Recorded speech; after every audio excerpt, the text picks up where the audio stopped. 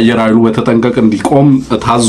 ሰለሞን ይተፋ እና አድማሱ አለሙ በአምባሰል ተራሮች ላይ ትንቅንቅ እያደረጉ ነው ያሉት ለአብይ አህመድ ቀጣይ ዘመቻ በተለይ በሰሜን ኢትዮጵያ ለሚያደርገው ዘመቻ ሰፕላይ ላይን ወይንም ደግሞ የትጥቅና ስንቅ ማቀበያ መስመሮችን ለመቆጣጠር የሚያስችላቸውን መጠነ ሰፊ ውጊያ እያደረጉ ነው ያሉት። ከዳሞት ጀምሮ ያለውን የአማራ ሰንሰለታማ ተራሮችን ይዛችሁ አምባሰል ድረስ ስትሄዱ የምትመለከቱት ነገር በዋናነት እነዚህን አካባቢዎች ለመቆጣጠር ብልጽግና ሬር ቤዝ የሚላቸው የጀርባ ደጀን የሚላቸውን አካባቢዎች ለመያዝ ርብርብ እያደረገ ነው ያለው። ከዋናው ጦርነት በፊት የሚደረግ ጦርነት ቢባልም አክቹሊ የዋናው ጦርነት አካል አድርጋችሁ ልትወስዱት ትችላላችሁ።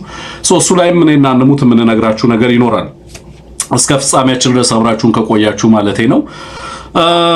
ከዛ ጋር ተያይዞ እንደዚሁ አየር ኃይሉን በተጠንቀቅ እንዲቆም አዟል ብልጽግና ያለን ተጨባጭ መረጃ ነው።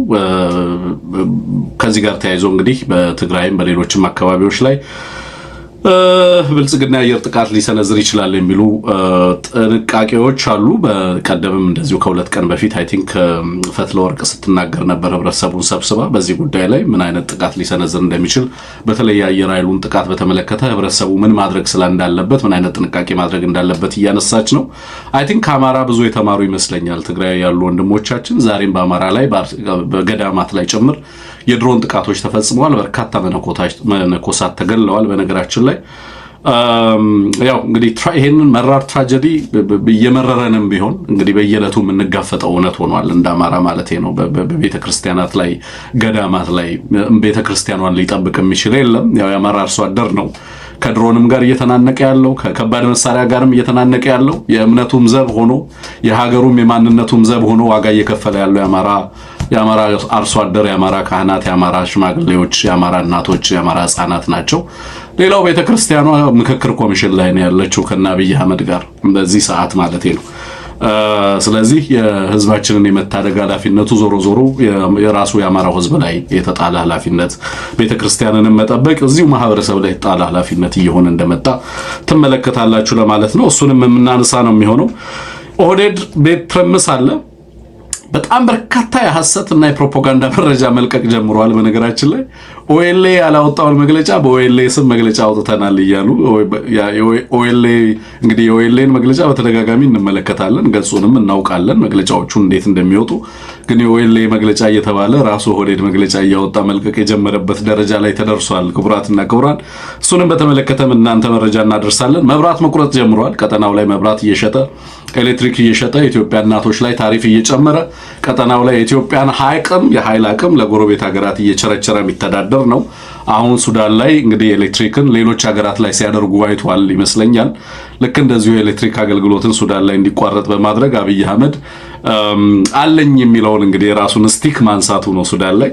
በዚህ ምክንያት ሱዳን ላይ ከፍተኛ የሆነ የኃይል መቆራረጥና ከፍተኛ የሆነ የኃይል እጥረት መከሰቱን እየሰማን ነው። ከርቱም ላይም ሌሎች አካባቢዎችም ላይ እንደዚሁ። ሳውዲ እና የሳውዲ ውጭ ጉዳይ ሚኒስትር እንደዚሁ ከጌዲዮን ጢሞቴዎስ ጋር ተደዋውለዋል። ምን አወሩ የሚለው ነገር በጣም ጠቃሚ ነው። ፕሬዝዳንት ኢሳያስም ወደ ሳውዲ ላይ ያመራ ይችላል የሚለው ነገር በነገራችን ላይ ከዚህ ከቀይ ባህር ጋር ተያይዞ የሁቲዎች ድጋሚ ማንሰራራት ሰሞኑን በሳውዲ ላይም በሌሎችም በአካባቢው በቀጠናው ላይ ያለውን ሁኔታ በከፍተኛ ደረጃ ስጋት ውስጥ ከቶታል። ከዛም ባሻገር በጅቡቲና በአውሮፓ ህብረት መካከል እንደዚሁ ስምምነቶች ተደርገዋል።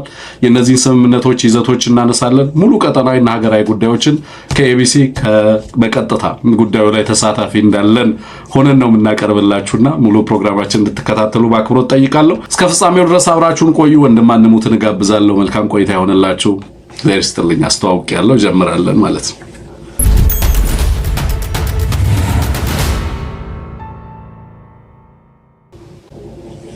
ወንድም አንሙት እንዴት ነህ? ደህና ነህ ወይ? እንኳን ደህና መጣ። እንኳን ደህና ቆየህ ወንድም ትንግርቱ። ደህና ነህ ወይ? የኤቢሲ ቤተሰቦች ተመልካቾች፣ በአማራ ሳት ቴሌቪዥን በኤቢሲ ብሬክዳውን ዩቲዩባችን እንደዚሁም በረምብል ገጻችን የምትከታተሉ ሞዴሬተሮቻችን፣ የሁልጊዜም ደጋፊዎቻችን እና ሀክ ሎጂስቲክስ ሁላችሁንም ሰላም እላለሁ። መልካም ቆይታ ይሁንልን ወንድም አለም። ስፔሻል ሰላምታ ለሀክሎ ሎጂስቲክስ። ከዛ ኬዋይ እህታችን አለች የኤቢሲ አጋፋሪና የአማራ የቁርጥ ቀን ታጋይ።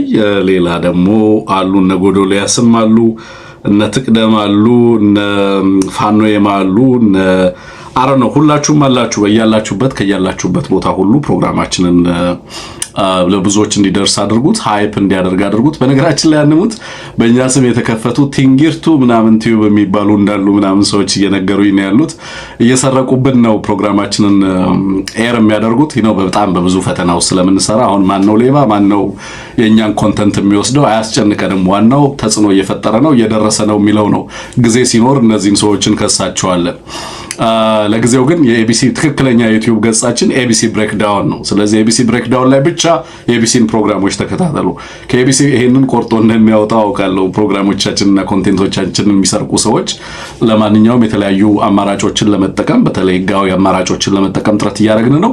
ከኛ ጋር ይልቅ ሌሎቹ ቦታ ላይ ተሰርቆ ሲለጠፍ ነው ፕሮግራሙ በጣም የሚታየውም ሆኖ ያገኘ ነው በጣም በሚገርም ሁኔታና ኤቢሲን ፕሮግራም የኛን ልፋት የኛን ድካም የኛን ኮንተንት ለኛው ቀና ሰጣችሁ ብትመለከቱ ጥሩ ነው የሚሆነው ማለቴ ነውና ቅንነት ትግል ከዚህ ይጀምራል፣ ሐቀኝነት ከዚህ ይጀምራል ማለቴ ነው እና እሴታችን እናደርገው። ኢትዮጵያውያን የኛን ኮንተንት የምትወስዱ ሰዎች ለሰው ልጆች ልፋት ለሰው ልጆች ያምሮ ውጤት እውቅና ስጡ። ኦኬ ከዛ ውጪ እንግዲህ ያለው የህግ አማራጮችን ለመጠቀም እንሞክራለን። የኛን ኮንተንት የሚጠቀሙ ሰዎች ላይ በተመለከተ ማለቴ ነው አፕሮፕሪየት የሆነ መጠቀም አለ፣ ግን ሙሉ ፕሮግራሙን ነው ወስደው የሚያሰራጩት ማለቴ ነውና ይሄ በራሱ እኛ ላይ የሚሰነዘር ጥቃት አካል አድርጌ ነው የምወስደው። ግን ይሄ ሁሉ የሚሸነፍ አካል ስለሆነ እኛ ዋናው ፕላትፎርሙን ማግኘታችን ነው የሚለውን ነገር በደንብ እናንሳ ብዬ ነው። አንሙት ወደ ፕሮግራማችን እንለፍ። ወንድም አለም በመግለጫውን እንጀምር። ብልጽግና በኦኤልኤ ስም ያወጣውን መግለጫ አንሙት ተመልክተዋል። በዛ ብንጀምር ጥሩ ይመስለኛል። ወደ ደላንታ ወደ አምባሰል ወደ ዳሞትና የአማራ ትልልቅ ተራሮች ላይ እነዚህ ታሪካዊ ተራሮች ከአማራ ናሽናሊዝም ከአማራ ወታደራዊ ትጥቅ ትግል ማንሰራራት ጋር ተያይዘው የሚነሱ አካባቢዎች ናቸው። እነዚህን አካባቢዎች እንደ ደጀን ለመያዝ ብልጽግና መጠነ ሰፊ ርብርብ እያደረገ ነው። ቀጥታ ጀነራል አድማሱ አለሙ እነ ሰለሞን ይተፋን ጨምሮ ሰሞኑን በዳሞት በጎጃም የምንሰማቸው ጀነራሎች ሁሉ መድፍና ከባድ መሳሪያ እየተኮሱ በተለይ ያለምንም ድሮኖችንም ጭምር ቤተክርስቲያኖችና ገዳማት ላይ እየጣሉ ነው ያሉት። መጠነ ሰፊ ውጊያ እያደረጉ ነው ማለት ነው እነዚህን አካባቢዎች ለመቆጣጠር። አንድምታው ምንድነው የሚለውን በደንብ እናነሳለን። ከዛ በፊት ግን ብልጽግና እየተተራመሰ እንዳለ እየተመለከትን ነው።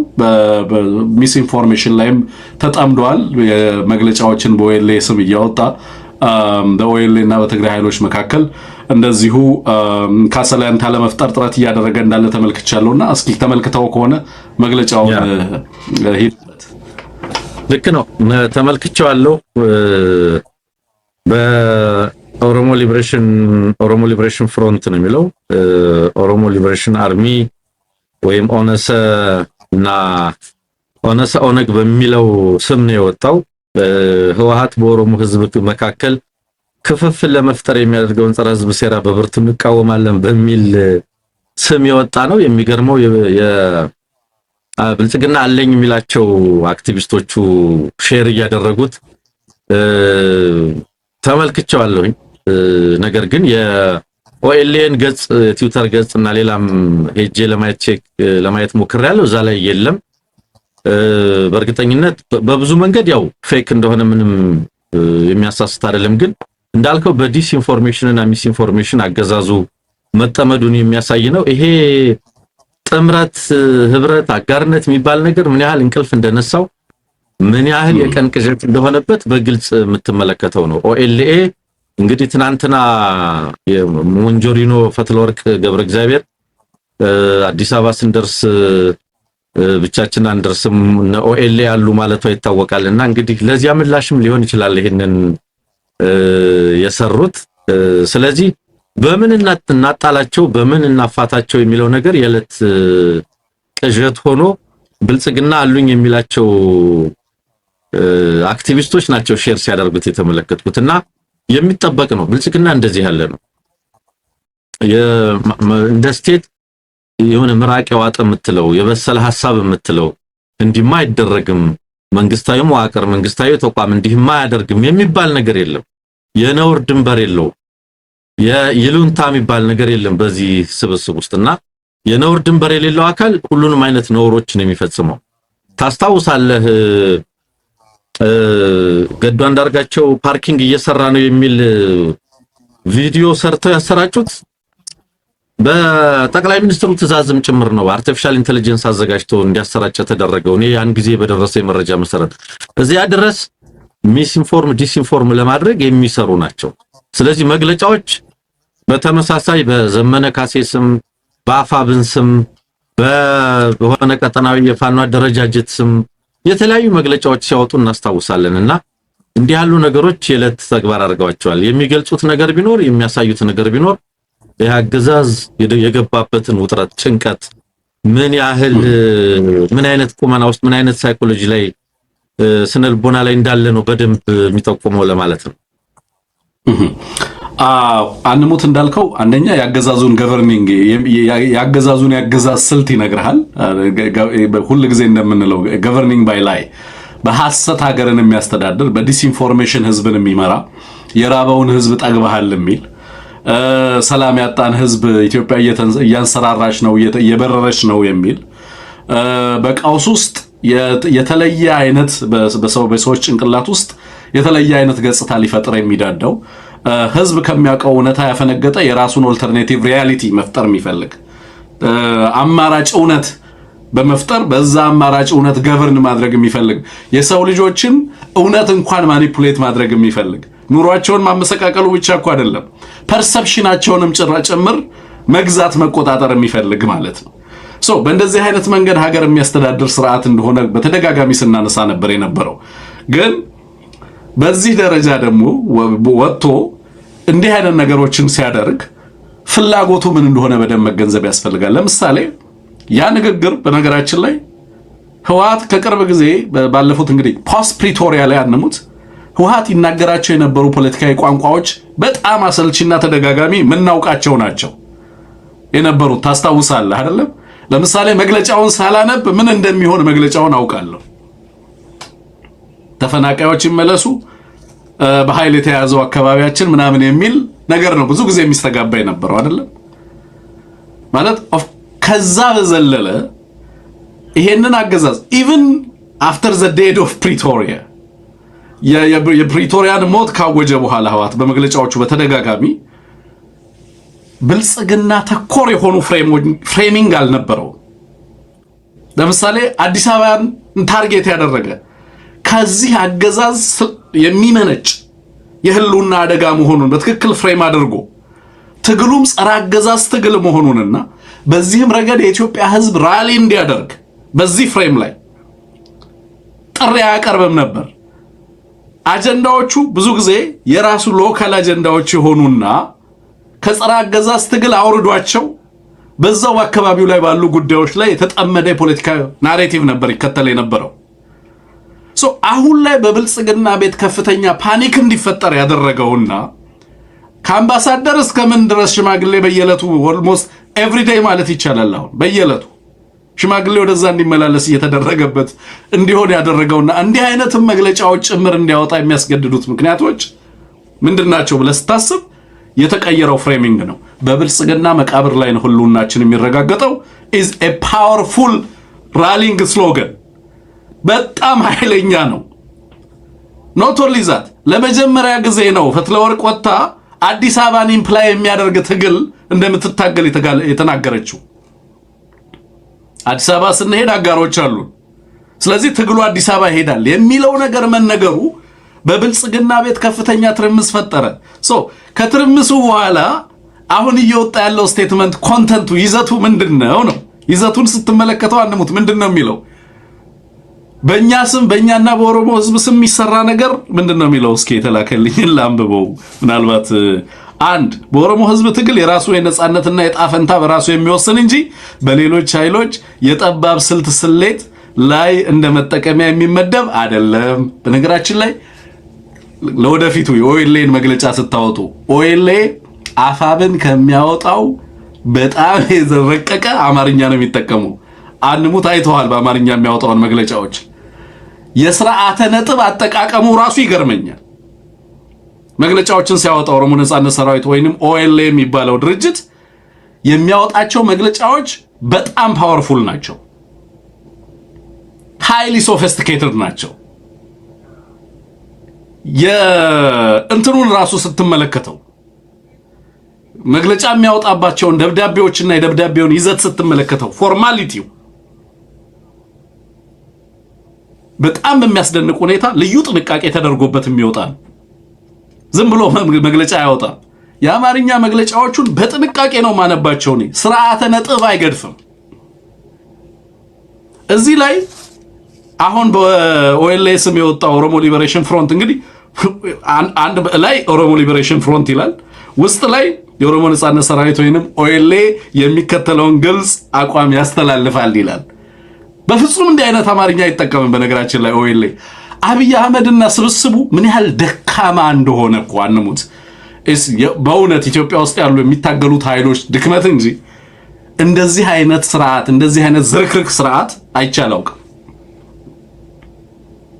እዚህ ጋር በዛ ስም ያወጣውን ለማታለል እንኳን ለዲስኢንፎርሜሽን እንኳን ፐርፐዝ ያወጣውን ቃላቶቹን ስትመለከታቸው ስቴትመንቱን ስትመለከታቸው ምን እንደሚፈልግ በእነዚህ ስቴትመንቶች ውስጥ በግልጽ ትመለከታለህ። አወላግዶም እንኳን ጽፏቸው ቢሆንም ምን ይላል? የኦሮሞ ህዝብ ትግል የራሱን ነጻነትና ጣፈንታ በራሱ የሚወስን እንጂ ብልጽግና እኮ ነው የሚጽፈው በሌሎች ኃይሎች የጠባብ ስልት ሰሌዳ ይላል። እንግዲህ ሰሌዳ ማለት ምን ማለት እንደሆነ አላውቅም። ሰሌዳ ላይ እንደ መጠቀሚያ የሚመደብ አይደለም ይላል። አየህ፣ ስለዚህ ከሌሎች ጋር የብልጽግና ፍላጎት ነው። ይሄ የብልጽግና መሻት ነው። ሽመልስ ጨፌ ላይ የሚናገረው ንግግር ይሄ ነው።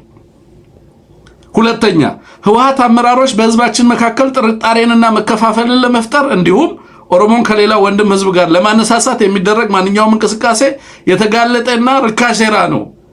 የተንኮል ፖለቲካና ከፋፍለ ግዛ ስልት ተቀብሯል ይላል።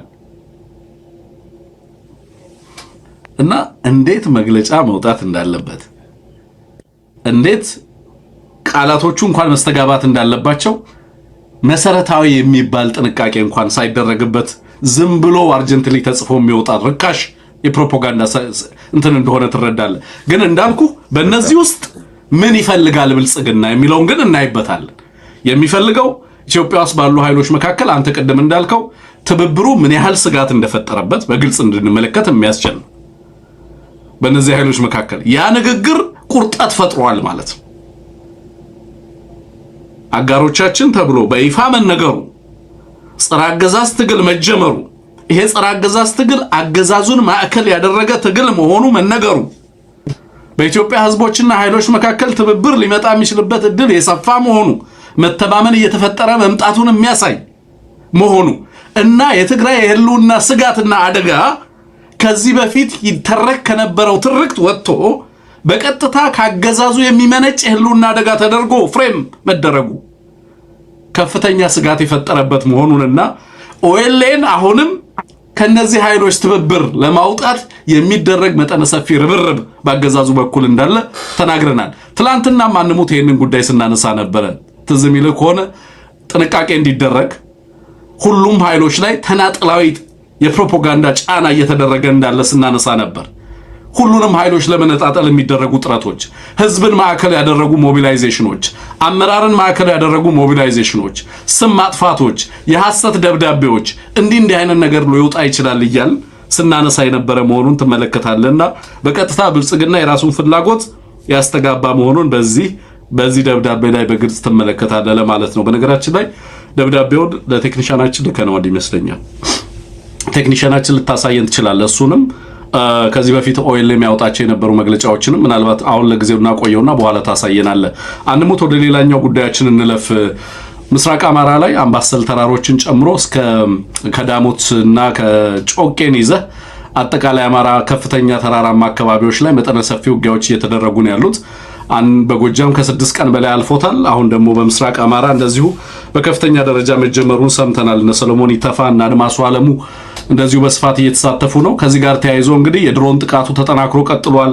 ንጹሃንን፣ ቤተክርስቲያንን፣ የሃይማኖት ተቋማትን ታርጌት ያደረጉ የገበያ ስፍራዎችን ታርጌት ያደረጉ ጥቃቶች እየተፈጸሙ ነው ያሉት። ከዛ ውጭ የከባድ መሳሪያ ድብደባው እንደዚሁ አርሶ አደራችንን ታርጌት ያደረገ ጥቃት እየተፈጸመ ነው ያለው። እነዚህን በተመለከተ እና እንቅስቃሴዎቹን በተመለከተም እንደዚሁ ሰፋ ያለ ነገር ብትነግረን ጥሩ ነው የሚሆነው። አንሙት ድሉን ወደ አንተ አመጣለሁ። መልካም እንግዲህ አንድ በተለይ እነዚህን ቦታዎች በተመለከተ አንድ ለየት ያለ ምልከታ አጋርተኸኝ ነበረ። ጠቃሚ ምልከታ ነው። ለምንድነው እነዚህን አካባቢዎች ትኩረት ያደረገው ምን ማለትስ ነው የሚለው ለኔ አሳማኝ ትርጓሜ ያለው አሳማኝ ትርጉም የሚሰጠኝን ነገር የሚያሳይ ትንታኔ ነው ያጋራኸኝ። እንግዲህ ሁለት ትርጉም አለው ነው እንደሰማነው አገዛዙ ሰሞንኛ ዘመቻዎቹን ሲያውጅ ጥናት አድርጓል፣ ኢንስፔክሽን አድርጓል፣ በተወሰነ ደረጃ ለማሰላሰል ጥረት አድርጓል። የላክልኝ ጽሁፍም ያንን የሚያመላክት ነው። ስለዚህ ሁለት ዓላማዎች አሉት ነው። አንደኛው የፋኖ ኃይሎች ስትራቴጂክ አድቫንቴጅ ከሚያገኙባቸው አካባቢዎች ማስወጣት አለብን፣ ማስለቀቅ አለብን የሚል ነው። ዝም ብሎ የጂኦግራፊ ጉዳይም ብቻ አይደለም። ሌላም ተጨማሪ ታሪካዊ አውድ፣ ስነልቦናዊ አውድ፣ የአማራነት የታሪክ የምልክት እነዚህን የመሰሉ አውድ ያለው ነገር እንዳለ የሚያሳይ ነው። በሁሉም የአማራ አካባቢ ውጊያዎች እየተደረጉ ቢሆንም በርከት ያሉ ጀነራሎችና መስመራዊ መኮንኖች ከፍተኛ ወታደራዊ አመራሮች ተመድበው በምስራቅ አማራና ምዕራብ አማራ ደጋማ አካባቢዎች ላይ እንዲዘመት የተደረገው ለምንድን ነው? በተለይ ደግሞ ፒክ እናድርግ ካልን የደጋዳሞትና አምባሰል አካባቢዎችን ለምን መረጣቸው የሚለውን የሚያሳይ ነው። አንደኛው እንግዲህ ሰሞኑን ስናነሳው ነበር የፋኖን ጠንካራ ይዞታዎች፣ የፋኖን ወታደራዊ አድቫንቴጅ የያዘባቸውን አካባቢዎች፣ ተራሮች፣ ከፍተኛ ቦታዎች እንግዲህ አስረስም ብሏል። ከተራሮች አወርዳቸዋለሁ ብሎ ወደ ጥልቁ ወረደ ነው ያለው። ከተራሮች የማውረድ የሚለው ሐሳብ በአስረስም ተጠቅሷል ማለት ነው። በዚህ ትንታኔም እንደዛ ነው የተቀመጠው። ስለዚህ ምን ማለት ነው? እነዚህ ኮማንዲንግ ሃይትስ የሚባሉት ዋነኛ የማዘዣ ጣቢያዎች ወይም ዋነኛ ወታደራዊ አድቫንቴጅ ያዘባቸው አልደፈር ያሉ ቀጠናዎች ላይ አልደፈር ያሉ አካባቢዎች ላይ ገብቶ ፋኖን ከዚያ በማስወገድ ከዚያ በማስወጣት ሊይዘው የፈለገው ሊያረጋግጥ የፈለገው ነገር አለ። አጠቃላይ እዚህ ላይ ያለው ግብ ከነዚህ አካባቢዎች በማስወገድ በማስለቀቅ ለቀጣይ ዘመቻዎቹ ለሰሜን ዘመቻዎቹ ምቹ ሁኔታ መፍጠር ነው። ነገር ግን እነዚህን አካባቢዎች ማስለቀቅ ማለት ምን ማለት ነው? እነዚህ አካባቢዎች ምን ስለሆኑ ነው? በአንድ በኩል ኦኬ ወታደራዊ አድቫንቴጅ ወታደራዊ ጠቀሜታ ያላቸው ናቸው። ፋኖ አላስደፍራቸው ያሉ ቀጠናዎች ናቸው። ስለሆነም ያገዛዙ ኃይል በተደጋጋሚ ሽንፈት የገጠመበት ሽንፈት ያገኘባቸው አካባቢዎች ናቸው። እነዚህን አካባቢዎች ማስለቀቅ ማለት ጠንካራ ይዞታዎችን ማስለቀቅ፣ ከመሰረቱ መንቀል፣ ማዕከሉን መበተን፣ የስበት ማዕከሉን መበተን አድርጎ እያሰበው ነው በአንድ በኩል። በሌላ በኩል ግን የላክልኝ ጽሁፍ የሚያሳየው ታሪካዊ ትርጉሙን ማሳጣት፣ አሁን ያለውን የፋኖን ትግል ኮዝ ምክንያት የህዝብ ተቀባይነት መንፈግ የሚል ነው። የሌላ ጦርነት ቅድመ ሁኔታ ማድረግና የፋኖን ኮማንዲንግ ሃይትስ ወይም ዋነኛ ማዘዣ ጣቢያዎች መቆጣጠር ብቻ ሳይሆን የናሬቲቭ ሴንተሩን መምታት ነው። የፋኖን የትርክት ማዕከል መምታት ነው የሚለው። ምን ማለት ነው የትርክት ማዕከል ማለት? ለምሳሌ ደጋዳሞትና አካባቢው ባለፉት 3 ዓመታት የዚህ አገዛዝ ሽንፈት የድል አድራጊነት ከፍተኛ ምልክት ነው። በዚህ ትግል ውስጥ የፋኖ ድል አድራጊነት ትርክት ከሚጠቀስባቸው አካባቢዎች መካከል በብዙ የአማራ አካባቢዎች እጅግ በርካታ አስደናቂ ድሎች እንደተገኙ ይታወቃል። ግን አንዳንድ አካባቢ ሲምቦሊክ ይሆናል፣ ትርጉም ይኖረዋል። ከነዚህ አካባቢዎች መካከል ደጋዳሞት አካባቢ በተደጋጋሚ ብዙ ሽንፈት አገዛዙ ያስተናገደበት አካባቢ ስለሆነ ያንን ትርክት መስበር ነው። ወደ አምባሰል ሲመጣ ደግሞ ምንድነው የሚለው ጽሁፍህ?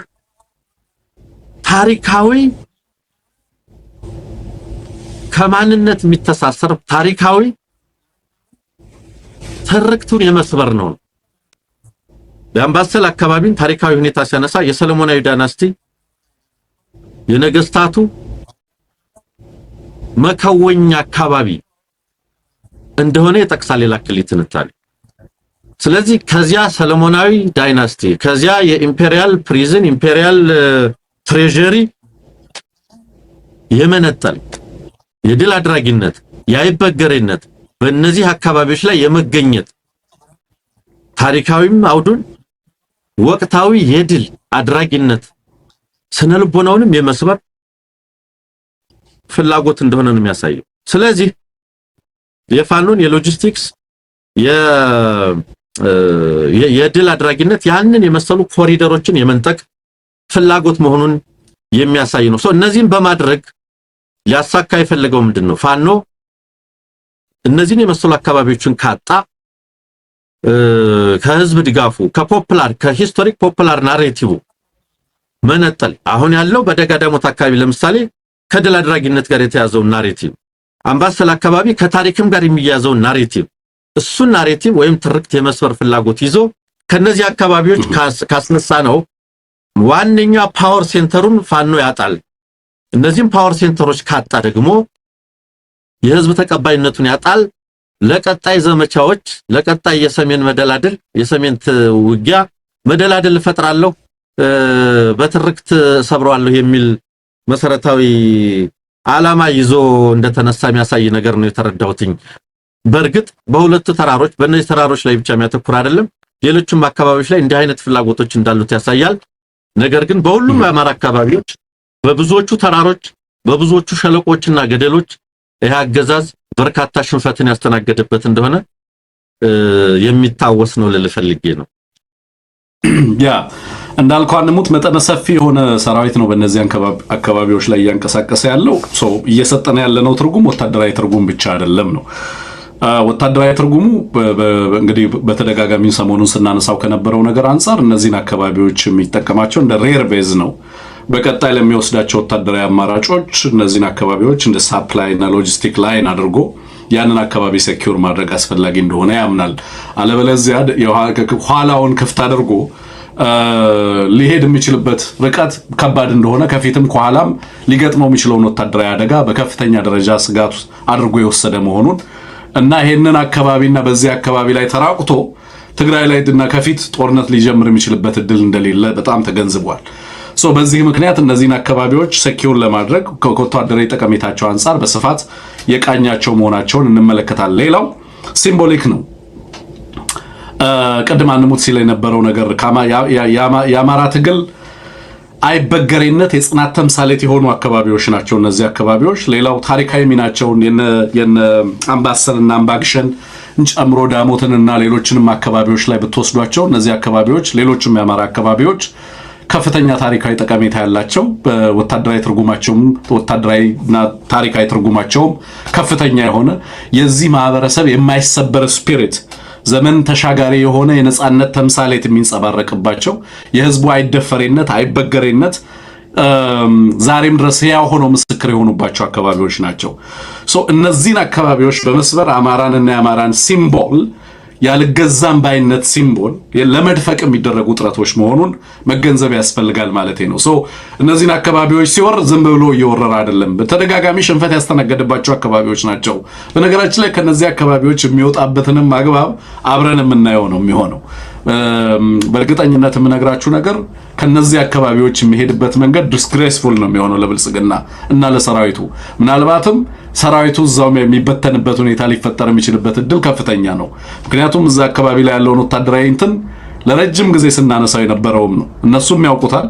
አሁን በገቡባቸው አማራጮች ሁሉንም ኃይላቸውን አንድ ቦታ ላይ ለምሳሌ ዛሬ ሲሰማ ከ15 ከ20 ሺህ ሰራዊት ብቻ ነው አንድ ጀነራል እያንቀሳቀሰ እንዲሄድ የተደረገው። ሌሎቹም እንደዚሁ ተጨማሪ ሚሊሻ፣ አድማ ብተና፣ ጥምር ጦር የሚባሉ እነዚህን ሁሉ አንድ ላይ አቀናጅቶ ነው ጥረት ወደ እነዚህን አካባቢ አይደፈር የሚባሉ አካባቢዎች ላይ ለመግባት ጥረት እያደረገ ያለው ማለት ነው። የቀጣይ ጦርነቱ ሂደት አካል ኦልሬዲ ቀጣይ ጦርነት ሁልጊዜም እንደ ሎጂካል ኔክስት ስቴፕ አድርገን ስለምናወራው እንጂ ለኔ ቀጣይ የሚባል ጦርነት የለም። ኦልሬዲ ቀጣይ የሚባለውን ጦርነት አብይ አህመድ ኩርሙክ ላይ እየተዋጋው ነው። አብይ አህመድ አማራ ላይ እየተዋጋው ነው። ቀጠናው ላይ የሚዋጋቸው ጦርነቶች አካል አድርጎ ነው እየተዋጋቸው ያለው የሚለውን ነገር በደንብ መገንዘብ ያስፈልጋል የምለው ለዛ ነው። በተለየ ሁኔታ ሌላ ትርክት ልንሰጣቸው ማንችላቸው ቀጠናው ላይ ከሚደረጉ ጦርነቶች አንፃር ተለይተው ተነጥለው ሊታዩ የማይችሉ መሆናቸውን መገንዘብ ያስፈልጋል። የመሳሪያ አጠቃቀሙ ንጹሃንን ታርጌት የሚያደርግበት አጠቃላይ ህዝቡ ላይ ያወጀው ጦርነት መጠነ ሰፊ ጦርነት አካላት ተደርጎ ሊወሰድ የሚገባው መሆኑን መገንዘብ ያስፈልጋል። አማራን ሲደበድብ ትግራይ ላይ በቀጣይ ለመደብደብ የሚያስችለውን ሂደት እንዲፈጽምለት የሚያስችለውን እድል እንዲያስገኝለት እያደረገው እንደሆነ መገንዘብ ያስፈልጋል። በቀጣይ በሌሎች ቀጠና ላይ ባሉ ሀገራት በሌሎች ህዝቦች ላይ ሊወስድ የሚችላቸውን ወታደራዊ እርምጃዎች እንዲወስድ እድሉን እንዲፈጥርለት ለማድረግ እያደረገ ያለው መጠነ ሰፊ ጥቃት መሆኑን መገንዘብ ያስፈልጋል ለማለት ነው። አንሙት የአየር ኃይሉ ከዚህ ጋር ተያይዞ እንደዚሁ ሰሞኑን እንግዲህ በትግራይና በአገዛዙ መካከል እየጨመረ የመጣውን ውጥረት ተከትሎ አየር ኃይሉም እንደዚሁ በተጠንቀቅ እንዲቆም ታዟል። አንሙት የአየር ኃይሉን በተመለከተና ሊደርስ የሚችለውን ጥቃት በተመለከተ በትግራይ በኩል ትናንትናና ከትናንት ወዲያ ሲነሱ የነበሩ ነገሮች አሉ። በእነዚህ መሃል ነው እንግዲህ አምባሳደር ማሲንጋ ተመልሶ ወደ ትግራይ ወደ መቀሌ ሄዶ ደብረጽዮንን እንደሚያገኝ እየተነገረ ያለው አንሙትና አብይ አህመድ በዚህ ደብረጽዮንን በማግኘት ውስጥ ያለው ካልኩሌሽን ምንድነው ማግኘት የሚፈልገው የጦርነቱን እና በቀጣይ ሊጀመሩ ይችላሉ ተብለው የሚታሰቡ እንቅስቃሴዎችን ጊዜ ለመግዛት ዲሌይ ለማድረግ እነዚህን ዲፕሎማቲክ አማራጮች እንደ ኢንስትሩመንት እየተጠቀመ ነው አብይ አህመድ። ምንድነው በእነዚህ ውስጥ ሊያተርፍ የሚፈልገው? እሱ በማይሄድባቸው የሀገሪቱ አካባቢዎች ላይ የሌሎች ሀገራትን አምባሳደር በየዕለቱ ጉዳያቸው ያስኪመስል ድረስ በኢትዮጵያ የተገኙበት ምክንያት አምባሳደሩ በዚህ ጦርነት ውስጥ የብሮከር ሆነው እንዲያገለግሉ የተመደቡ እስኪመስል ድረስ ቀጥታ በየዕለቱ በሁለት ቀን አንዴ በሶስት ቀን አንዴ ወደዛ አካባቢ ሲመላለሱ እየተመለከትን ያለ ነውና ምንድነው በዚህ ሂደት ውስጥ ማግኘት የሚፈልገው? ማሳድ ጳውሎስ ካይሮ ላይ ከኤርትራ ጋር ከግብጽ ጋር ከሶማሊያ ጋር ከሌሎችም ኃይሎች ጋር ንግግር ለማድረግ ጥረት ያደርግ ነበር የነበረው ሰሞኑን እንደምታስታውሰው አንሙት። ከነዛ ጋርስ የሚገናኝ ነገር አለው ወይ? የማሲንጋ ወደ መቀሌ መመላለስ ምንድነው ምክንያቱ? ምን አይነት ትርጉም ይሰጣል አንተ የሚለውን ነገር እናንሳስ። መልካም እንግዲህ እንደገና ማሲንጋ እንደገና ወደ መቀሌ ሊሄድ ከሆነ እንዲህ ያለ ነገር እኔም ተመልክቻለሁኝ። በአልሞስት በሳምንት ውስጥ ተመልሶ የመሄድ ያህል ነው። ምን እየነገረኝ ነው? አይቀሬው ነገር ጫፍ መድረሱን በተለይ ምናልባት ያሁኑ ጉዞ ገፊ ምክንያት ይመስለኝ ሰሞነኛው የቲፒኤልኤፍ አመራሮችም እየሰጡት ያለው ንግግር ይመስለኛል። ሰሞኑን ፈትለወርቅ ስትናገር የነበረው ነገር አለ። ዛሬ መሰለኝ ደግሞ አማኑኤል የሚባለው ሌላ አመራር ተመሳሳይ ነገር ሲናገር ነው የነበረው። በይፋ የትግራይ ህዝብ ህልውና በብልጽግና መቃብር ነው የሚረጋገጠው የሚል ሁሉም ህዝብ ለጦርነት እንዲዘጋጅ እስከ ሲቪክ ዲፌንስ እንዳልከው በከፍተኛ ደረጃ በቲፒኤልኤፍ በኩል ግልጽ የሆነ በቃ ህልውናችን በብልጽግና መቃብር ነው ከዚያ በቀር የሚመጣ ነገር የለም የሚል አቋም በይፋ እየተነገረ ስለሆነ ምናልባት ይሄንን የሚዲያ ሞኒተሪንግ ስራ በአገዛዙም በኩል ፍሬም ተደርጎ መቅረቡ አይቀርም፣ ለዲፕሎማቶች ለዓለም አቀፍ ተቋማት መላኩ አይቀርም፣ በውስጥ ኮሚኒኬ ማለት ነው። ከዚህ አኳያ እባካችሁ ለማለት እየተደረገ ያለ ጥረት ይመስለኛል። ምክንያቱም አገዛዙ በሚቀጥሉት ቀናት the coming days ጦርነት ሊከፈትብኝ ነው ምናምን ነው ብሎ ከጻፈ ቆይቷል። ስለዚህ ዛሬ ነው ነገ ነው እያለ ነው እንጂ የማይቀር መሆኑ ምንም ያበቃ ጉዳይ ነው። ነገር ግን ቲፒኤልኤፍ አሁን ህዝቡን ከዳር እስከ ዳር በየከተማው እየቀሰቀሰ ነው የሚገኘው። የህዝቡ ውይይት እያደረገ ነው። ህዝቡም ለዚያ ምላሽ እየሰጠ ነው ያለው። ይሄ ነገር የበለጠ አሜሪካኖቹ የፈሩትን ነገር አንዳንድ ዓለም አቀፍ ታዛቢዎችን በለው ተቆርቋሪዎችን በለው በዚህ ቀጠና ላይ ሌላ ተጨማሪ ጦርነት ማየት የማይፈልጉን በላቸው የሰጉት ነገር ፖይንት ኦፍ ኖ ሪተርን ሊመለስ በማይችልበት ደረጃ ላይ መድረሱን ያወቁ ይመስለኛል። ስለዚህ ከዚህ በኋላ እኔ ማሲንጋ መሄድ የኦባሳንጆ መመለስ ወይም የዚያ መመለስ ሁኔታዎችን የሚቀይር አይመስለኝም። ስቴትመንቱ ጠንካራ ነው። ህልውናችን ከዚህ ስርዓት መቃብር ነው የሚመነጨው የሚል ስቴትመንት ነው የመጣው። ይሄ ስቴትመንት ጠንካራ ስቴትመንት ነው። ይሄንን ስቴትመንት በነገር ላይ ትግራይ ይሄዳሉ እንጂ ያው ባለፈው እንዳልነው ነው። እኛ ሁለቱንም ወገን ነው እያነጋገርን ያለነው። ከሳይድ አልያዝንም፣ ከሁላችሁም ጋር ነን። እኛ የምንፈልገው ሰላም፣ ልማትና ንግድ ኢንቨስትመንት ነው የሚለው ነገር ያው አሜሪካኖቹ እየተከተሉት ያለው ፖሊሲ ነው። በዚህ ቀጠና ላይ ለምሳሌ ሱዳን ላይ ትናንት ስንል እንደነበረው ተጨማሪ ማዕቀቦች ሊጣሉ ነው። ይሄ ልክ አርኤስኤፍ ላይ ሲጣሉ እንደነበሩት ያሉ ማዕቀቦች የሱዳን ሽግግር መንግስት ላይ አልቡርሃን መንግስት ላይም ተመሳሳይ ማዕቀቦች ይጣሉ ነው። ለምን? እኛ ሳይድ እያደረግን አይደለም። በሁለቱም ወገን ግጭትን፣ ጦርነትን የሚያፋፍም ነገር እንዳይቀጥል ነው የምንሰራው። እሱን ለማድረግ እጃችን ላይ ያሉ መሳሪያዎችን በሙሉ እንጠቀማለን ለማለት ነው። ኢትዮጵያም እዚህም ስንመጣ ልክ በመጀመሪያው ዙር በሰሜኑ ጦርነት ወቅት 90% የነበሩ ዲፕሎማሲያዊ ግንኙነቶች ካገዛዙ ጋር ስለነበሩ አሁን እሱን በማስቀረት ሁሉንም ወገን እናወራለን የሚለውን ለማረጋገጥ ነው መቀሌም ጎንደርም ሌላም አካባቢ እየተካሄደ ያለው። ነገር ግን አገዛዙ እያደረገ ያለውን ወታደራዊ ዝግጅትና እንቅስቃሴስ እየታዘቡት ነው ወይ? እዛስ ላይ ምን እያሉ ነው ያሉት? የምታደርጉትን ወታደራዊ እንቅስቃሴ ገታ አድርጉትና የሰላም አማራጭ አድርጉ። ወደ ግጭት ሊገፉ የሚችሉ የያዛቸዋቸውን ገደቦችና ማዕቀቦች ክፈቱ የሚል ግፊት አልሰማም በይፋ አትሊስት። ነገር ግን እንዳልከው አየር ኃይል በተጠንቀቁም ይባላል። ሚሊሻ ወደ ድንበር አካባቢ ይንቀሳቀሳል። ኃይል ከምዕራብ ወደ ምስራቅ ከደቡብ ወደ ሰሜን ይንቀሳቀሳል። እነዚህ ሁሉ ወታደራዊ እንቅስቃሴዎች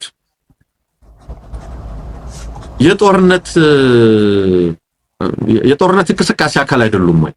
እነዚህንስ እንዴት ነው የሚመለከቷቸው? ምናልባት ካገዛዙ ጋር ምን እያወሩ እንደሆነ አይነገረን ይሆናል። ነገር ግን ቢያንስ ወደዛ በመሄድ እየነገሩን ያለው ወይም ይህንን ግፊት እያመጣ ያለው አይቀሬ የሆነ ጉዳይ ነው። አሁን ትግራይ ሸቀጥ የሚገባው ነዳጅ የሚገባው በኤርትራ በኩል እንደሆነ ነው ምን ሰማው። እንዲህ ሆኖ እስከ መቼ ሊቀጥል ይችላል? ስለዚህ በአንድ በኩል ሰላም ሰላም ይላል፣ በተመሳሳይ ግን ለአይቀሬ ጦርነት እየዘጋጀ ነው ይሄ አገዛዝና ይሄንን ሁኔታ ሊያስቆሙ የሚችሉ አይመስለኝም። ሊያስቆሙት የሚችሉ አይደለም። ነገር ግን የመጨረሻውን የፖዲየም የዲፕሎማቲክ ፎርማሊቲ ለመፈጸም እየታገሉ ይመስለኛል። አንሙት እንዳልከው በእውነት ኢትዮጵያ ክሊር ብሬክ እንድታደርግ ከጦርነቱ ሙሉ ለሙሉ ከጦርነት ድባብ ከጦርነት ሁኔታዎች ውስጥ እንድትወጣ እኔ ጄኒዩን ብሮከር የሚሆኑ በቀጠናው ሰላም ላይ ዘላቂ ጥቅም እናገኛለን ብለው ኢትዮጵያ ሰላም እንድታገኝ ኢትዮጵያ ውስጥ ጦርነቶች እንዲቆሙ ተጨማሪ አዳዲስ ጦርነቶችንም ኢትዮጵያ እንዳትሸከም ለማድረግ የሚፈልጉ አካላት ሊኖራቸው የሚገባ ክሊር ስትራቴጂ ተነድፎ ድጋሚ ትግራይ ወደ ጦርነት እንዳይገባ ይሄ አገዛዝ ትግራይ ላይ ጦርነት እንዳያውጅ የቀጠናው ህዝብ ሰላም ላይም አደጋን እንዳይጥል የጀመራቸውንም ጦርነቶች እንዲያቋርጥ ለማድረግ የሚያስችሉ መሰረታዊ የሚባሉ ወጥነት ያላቸው ስትራቴጂዎችን አልተመለከትኩኝም። እኔ ለዘለቀ ቀጠናው ላይ ያለን ሰላም ታሳቢ ያደረገ ይሄ ቀጠና ከእንደዚህ አይነት ጦርነት ቀደም እንዳልኩት ክሊን ብሬክ እንዲኖረው ሙሉ ለሙሉ ከጦርነት ቀጠና ወጥቶ እንደተባለውም ቀጠናው የልማት ቀጠና እንዲሆን ኮሪደሮቹ የሰላም ኮሪደር እንዲሆኑ ሀገራቱና ህዝቡ ሰላም እንዲያገኙ የሚፈልጉ ያንን ለመምራት የሚያስችሉ ወጥነት ያላቸው ስትራቴጂዎችን በቀጠናው ላይ ይዘው የመጡ ሀገራትን ይዘው የመጡ በቀጠናው ላይ ልዩ ፍላጎት አለን የሚሉ ሀገራትን አልተመለከትኩም። ሁሉ ጊዜ ጦርነት ሊነፋ ጥቂት ደቂቃዎች ሲቀሩ የነው ባሳንጆ መመላለስ ጉዳዩን ከፕሪቶሪያ በኋላ በነበሩት ባለፉት 3 አመታቶች ውስጥ ከመሳሪያ ከሲዜሽን ኦፍ ሆስቲሊቲ ወደ ተሟላ የፖለቲካ ሰላም ሊሸጋገር የሚችልበትን እድል ማሰብ አይችሉም ነበር ወይ? ክሊር ስትራቴጂ ያለው ቀጠናው ላይ ልዩ ፍላጎት ያለው አካል እንደዛ አይነት ወጥነት ያለው ስትራቴጂና ፖሊሲ ይዞ ሊመጣ አይችልም ነበር ወይ? ይሄ የሰላም ሂደት የማን የሰላም ሂደት ነው? አልቲሜትሊ ከዚህ ሰላም ሂደት መጠቀም ያለበት ህዝብ አይደለም ወይ? 3 አመት ሙሉ ህዝብ በብሎኬድ ሲሰቃይ ጦርነት በሌላ መንገድ ታውጆበት ሸቀጥ አይገባልህም ሲባል ያውም አገዛዙ ፕሮክሲ እያደራጀበት የኢትዮጵያን ጉዳይ ተው። ለምሳሌ የሱዳን ጉዳይ ላይ የኢትዮጵያ መንግስት ያደርጋቸው የነበሩትን እንቅስቃሴዎች በተመለከተ በእርግጥ የኢትዮጵያ መንግስት በሱዳን ጉዳይ ላይ ገብቶ ጣልቃ ገብቶ ታጣቂ ኃይሎችን ያውም ጄኖሳይድ ፈጸመ የሚባለውን የአርኤስኤፍን ኃይል በቀጥታ ካምፕ አዘጋጅቶ የጦር መሳሪያ እያቀበለ በሱዳን ጦርነቶች ውስጥ ዋነኛ አቀጣጣይ ኃይል ሆኖ ሲሳተፍ ቀጠናውና የቀጠናው ሰላም ያሳስበኛል የሚል ኃይል በኢትዮጵያ ላይ ስቲክ ማንሳትና ለቀጠናው ሰላም ወጥነት ያለው ስትራቴጂ መከተል አልነበረበትም ወይ?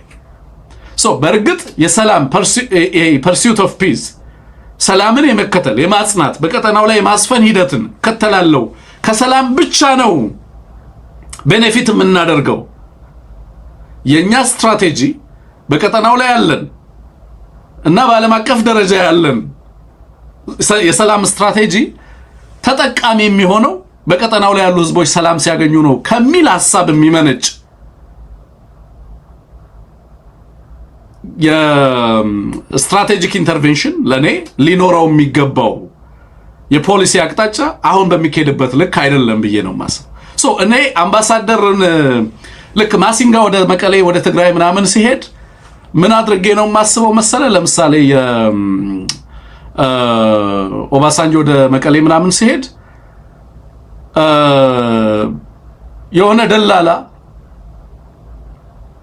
ደላላ የሆነ ፕሮፊት ለማግኘት ወደዛ አካባቢ እንደሚንቀሳቀስ እንዳስብ እገደዳለሁ። ኦኬ ይሄንን ነገር አስቆማለሁ ብሎ ለዚህኛውም ፕሮሚስ አድርጎ ለዛኛውም ፕሮሚስ አድርጎ የሚፈልጋቸውን ነገሮች በዛ ውስጥ ሁለቱንም ኃይሎች ማኒፑሌት እያደረገ የሚፈልጋቸውን ጥቅሞች ለማግኘት ለራሱ ጥቅም አክቹሊ ዲስካሌት የማድረግ ፍላጎት የለም። ግን ከሁለቱም ኃይሎች ጉዳዩ እየተከራረረ በሄደ ቁጥር የራስን ስትራቴጂካዊ ጥቅም ለማስላት የሚደረጉ ጥረቶች ሆነው ትመለከታቸዋለህ። ኢትዮጵያ ውስጥ ጄኒውን ሰላም በቀጠናው ላይ ሰላም እንዲመጣ ካስፈለገ ሊሰሩ የሚገባቸው የነበሩ ስራዎች በአግባቡ እንደማይሰሩ ትመለከታለህ ማለቴ ነው። ጦርነትን የማስቆም ሰላምን የማጽናት ሁለቱም ኃይሎች ወደ ሰላም ወደ ውይይት ወደ ንግግር እንዲመጡ ለኢትዮጵያም ለሌሎችም ኃይሎች በቀጠናው ላይ ሰላምን ለማስፈን የሚደረጉ ጥረቶች አካል ተደርጎ ሊወሰድ አይችልም። ምክንያቱም አንሙት ኢትዮጵያ ኦልሬዲ መጠነ ሰፊ ጦርነት ውስጥ ነው ያለችው። የትግራይ ጦርነት በአንድም በሌላ መንገድ ከሱዳን ጦርነት ጋር ተገናኝቷል። የአማራ ጦርነት ከሱዳን ጦርነት ጋር የሚገናኝበት ምዕራፍ ላይ ነው የገባ ነው። የቀጠናው ሰላም ከዛ ጋር እየተገናኘ ነው ያለው። ሴኩሪቲው ትራንስ ባውንደሪ ነው፣ እየተሻገረ ነው ያለው ድንበር። የህዝቦቹ ደህንነት የሱዳን አለመረጋጋት በቀጥታ በህዝቦቻችን ላይ ቀጥተኛ ስጋት እየሆነ ነው የመጣው። የዓለም አቀፍ ጦርነት እንዴት አፌክት እንዳደረገው ተመልከተ። የኢትዮጵያን ሰላም በአንድም በሌላም መንገድ የሆርሙዝ መዘጋት በኢትዮጵያ ውስጥ የፈጠረውን ቀውስ በአርሶ አደሩ ላይ የፈጠረውን ቀውስ ታውቀዋለህ። ሰሞኑን ደግሞ የሁቲዎች ዛቻ በቀጠናው ላይ እየፈጠረ ያለውን ሌላ ተጨማሪ ቀውስ እየተመለከትን ያለ ነው። እነዚህ ሁሉ ነገሮች ለኔ ኮምፕሬሄንሲቭ የሆነ በጣም ሰፊ ስትራቴጂክ ሮድ ማፕ የሚፈልጉ እንጂ እዚህ ጋር የሆነ ነገር ሊነሳ ነው በተባለ ቁጥር እየተነሳህ እየተሳፈርክ ወደ ሆነ ቦታ ላይ ይሄድክ ከዛ በኋላ እናንተም ተው የሚሉ አይነት ነገሮች በእርግጥም ለሰላም እየተደረጉ ያሉ ኮሚትመንቶች መስለው አይታዩ። ምናልባትም በዚህ ሂደት ውስጥ እና አብይ አህመድ ላይ ያተርፉ የሚችሏቸው ነገሮች ምንድናቸው? ጦርነትን የማዘግየት በተናጠል ይተባበሩብናል የሚሉ ኃይሎችን በዚህ ሂደት ውስጥ የማማሟት ፍላጎት፣ የማድቀቅ ፍላጎት፣ ለዚህም ጊዜ መግዣ ትላንት ስታነሳ እንደነበረው አንሙት አድርጎ ለመጠቀም ያሉ ፍላጎቶች አካል አድርገህ ልትወስዳቸው የምትችላቸው ናቸው ብዬ አስባለሁ። እኔ የምናያቸው ስካሌሽኖችን ግን ስትመለከት ሚዲያዎቹን ዝም ብለህ ሞኒተር አድርጋቸው። የብልጽግና ሚዲያ በየዕለቱ ጦርነት ውስጥ ኢትዮጵያ እንዳለች አድርጎ ዛሬ ለምሳሌ የወጡ ደብዳቤዎችን አፍሪካ ኒውስ ይዞት የወጣውንም አፍሪካ ሪፖርት ይዞት የወጣውንም ተመልከታቸው። በግልጽ የሚናገረው አገዛዙ ፖፑላር ሞቢላይዜሽን ውስጥ ስለመግባቱ ነው። ወደ ህዝብ ቅስቀሳ ተሸጋግሯል።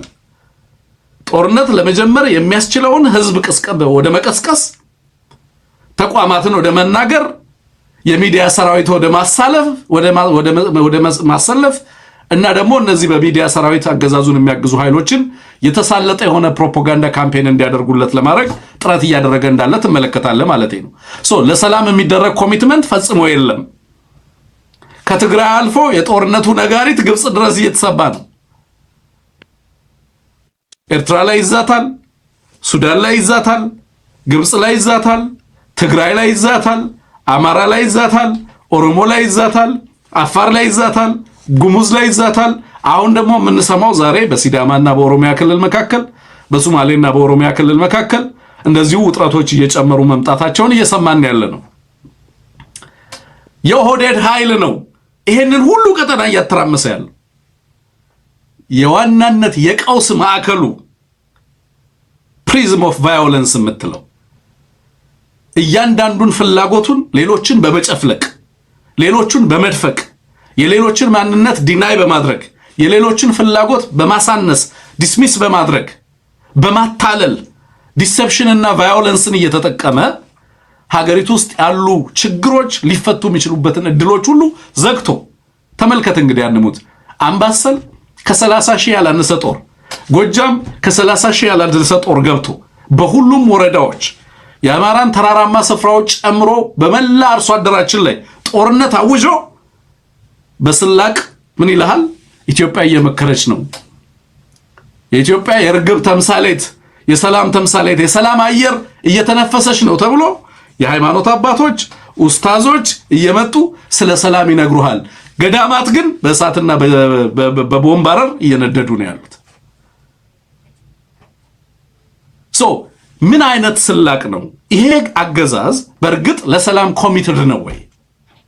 ሰላም ይፈልጋሉ? አምባሳደሩ ማንን ነው የሚያዳምጡት? የኢትዮጵያን ችግር ነው የሚያዳምጡት? የኢትዮጵያን ሳይንሳዊ ችግር የገጠማትን ፈተና ነው የሚመለከቱት? ወይስ አገዛዙ የሚሰጠውንና የሚነዛውን ፕሮፓጋንዳ ነው የሚመለከቱት? ሰላም ካስፈለገው ለምሳሌ የትግራይ ሰላም ቅድም እንዳልኩ አንደኛ ካገዛዙ የሚመነጭ ነው። ሁለተኛ አፋር ላይ ፕሮክሲ ይደራጃል፣ ሌሎች ቦታዎች ላይ ፕሮክሲ ይደራጃል። የአማራን ችግር የአማራን ሰላም ሳያጸና አምባሳደሩ በተናጠል ለትግራይ የሚያመጣው ሰላም አለ ወይ? በእርግጥ ሰላም ራሱን እናምጣ ከተባለ ኢትዮጵያ ውስጥ ያሉ ግጭቶች አንሙት እያንዳንዱ ቬክተር ኢንተርኮኔክትድ አይደለም ወይ? አሁን ወለጋ ላይ ያለው የኦላና ያገዛዙ ጦር የሚያፈናቅለው አማራን አይደለም ወይ? አማራን ያላካተተ የሰላም ሂደት በኦላና በአብይ አህመድ መካከል ሊታሰብ ይችላል ወይ? ፋኖን ያላካተተ ሰላም በትግራይ ላይ ቋሚ ሰላም ሊያመጣ ይችላል ወይ? ቀጠናዊ ሁኔታዎችን ሀገራዊ ሁኔታዎችን ታሳቢ ያደረገ በእርግጥም ለሰላም የሚደረጉ ጥረቶች ከሆኑ ይሄን ሁሉ ዓመት ህዝቡ ምን በላ? ይሄን ሁሉ ዓመት ህዝቡ እንዴት ኖረ? ያለ ባንክ፣ ያለ ማህበራዊ አገልግሎት፣ ያለ ህዝባዊ አገልግሎት፣ ያለ ገንዘብ፣ ባንኮች ገንዘብ እንዳይኖራቸው እየተደረገ፣ የህክምና ቁሳቁስ እንዳይኖር እየተደረገ፣ ሆስፒታሎች ቦምብ እየተደረጉ የትኛውን ሰላም ነው አምባሳደሩ ሊያሰፍኑ የሚፈልጉት? እንዴት ያለ ሰላም ነው የሳቸው ሰላም? የሳቸው ሰላም ምንድነው የሚያረጋግጠው? አዛይንዶ ዘዴ ለትግራይ ህዝብ ዳቦ ያመጣል ወይስ የነሱን ቀጠናዊ ፍላጎት ነው የሚያረጋግጠው? በቀጠናው ላይ ያላቸውን ኢንተረስት ነው የሚያስጠብቁት? ኢን ፋክት ፕሪቶሪያ አውትካሙ የሰላም ከሆነ ሰላሙ ለማን ነው የተረፈው? የትግራይ ህዝብን ያሰረ ፖለቲካዊ ውል ሆኖ የአማራን ህዝብ ቀውስ ውስጥ ከቶ አገዛዙ አማራ ላይ ጦርነት እንዲያውጅ ሙሉ ፍቃድ ሰጥቶ ሀገሪቱ በእንደዚህ አይነት ፖለቲካዊና ወታደራዊ ቀውስ ውስጥ በገባችበት ሁኔታ ውስጥ አምባሳደሩ ሰላምን ከየት ነው የሚፈልጓት ነው ጥያቄ።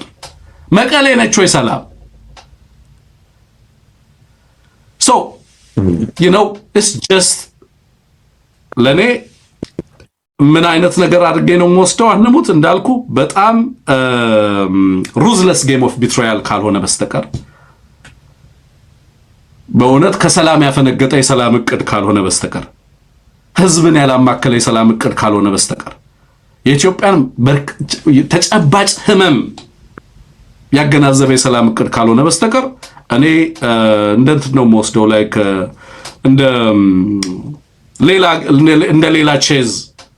እንደ ሌላ ቼዝ ቦርድ ነው የምወስደው። በእርግጥ ጦርነትን የማቆም ፍላጎት የለም፣ ግን ደግሞ የቼዝ ጨዋታ አካል ተደርጎ ነው የምትወስደው። የጦር መሳሪያዎቹ በአንድም በሌላ መንገድ አካል ከየት እየተነሱ የት እንደሚመጡ እያወቅ በቀጠናው ላይ ያለውን ሁሉን ነገር እየተመለከትክ ጦርነቶቹንና የጦርነቱን ስፋትና አድማስ እየተመለከትክ በዚህ ደረጃ በተናጠል ቁስሉን አታክብም፣ ግን ደግሞ ሲምፕተም ስታይ ብቻ ሪስፖንድ የምታደርግበት ሁኔታ እኔ በርግጥ ዘላቂ ሰላማዊ ማምጣት ፍላጎት ተደርጎ የሚታይ አይደለም። ሰው እንዳልከውም ምንድነው ማጠናቀቂያ ያንሙት ይሄንን ሂደት ላይ ያስቆም ይችላል አይመስለኝም። የመጣውን መፋጠጥ ወታደራዊ መፋጠጥ እና ወደ ጦርነት የመግባት እድሉን ለማስቆም የሚደረግ ርብርብ አካል አድርጌ ያልወስደውም። እንደው ዝም ብሎ ከዛ የዘለለ ሌላ ትርጉም የምሰጠው አይደለም። ሄዱ ሞክረዋል፣ ጥረት አድርገዋል ከማለት ውጪ ለማለት ነው። አንሙት አንድ እንዳልከው የጦርነት አያስፈልግም ሰላም በጣም ያስፈልጋል የሚሉ ጥቅል አባባሎች ለንግግር ለመግለጫ ለጽሁፍ ምቹ ናቸው መሰለኝ። በቃ ጦርነት አስከፊ ነው፣ በቃ በብዙ መንገድ ጥሩ አድርገህ ትገልጸዋለህ። ሰላም እጅግ ያስፈልጋል፣ የኢትዮጵያ ህዝብ ሰላም ይፈልጋል፣ የአማራ ህዝብ ሰላም ይፈልጋል፣ የትግራይ ህዝብ ሰላም ይፈልጋል፣ የኦሮሞ ህዝብ፣ የእንትን ህዝብ፣ የሱዳን ህዝብ ሰላም ይፈልጋል፣ ሰላም ያስፈልጋል። ይሄንን በጥሩ ቋንቋ መግለጽ ይቻላል። እውነታው ግን ምንድነው መሬት ላይ ያለው? አሁን አንዳንድ ጊዜ የዚህ ዓለም አቀፉ ማህበረሰብ የዲፕሎማቲክ አፕሮች ዲፕሎማሲያዊ ጣልቃ ገብነት ወይም ዲፕሎማቲክ ኢንተርቬንሽን ሂደቱን ይዘነጋና አክቹዋል ተግባሩ ላይ ነው የሚመጣው። the wars before the actual war ከዋናው ጦርነት በፊት የነበሩ ጦርነቶች ምንድነው የሚመስሉት?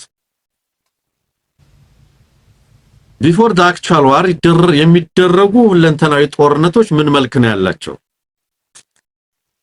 ስፋታቸው፣ ጥልቀታቸው፣ ትርጉማቸው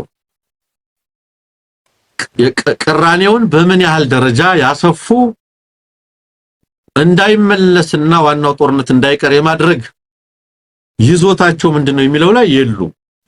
ኦፍ ኮርስ እንደ ዓለም አቀፍ ዲፕሎማቲክ ማህበረሰብ እዛ ድረስ የቤት ስራችንን በደጃችን በቤታችን የየለት ነገራችን ላይ ይገኙ ይችላሉ።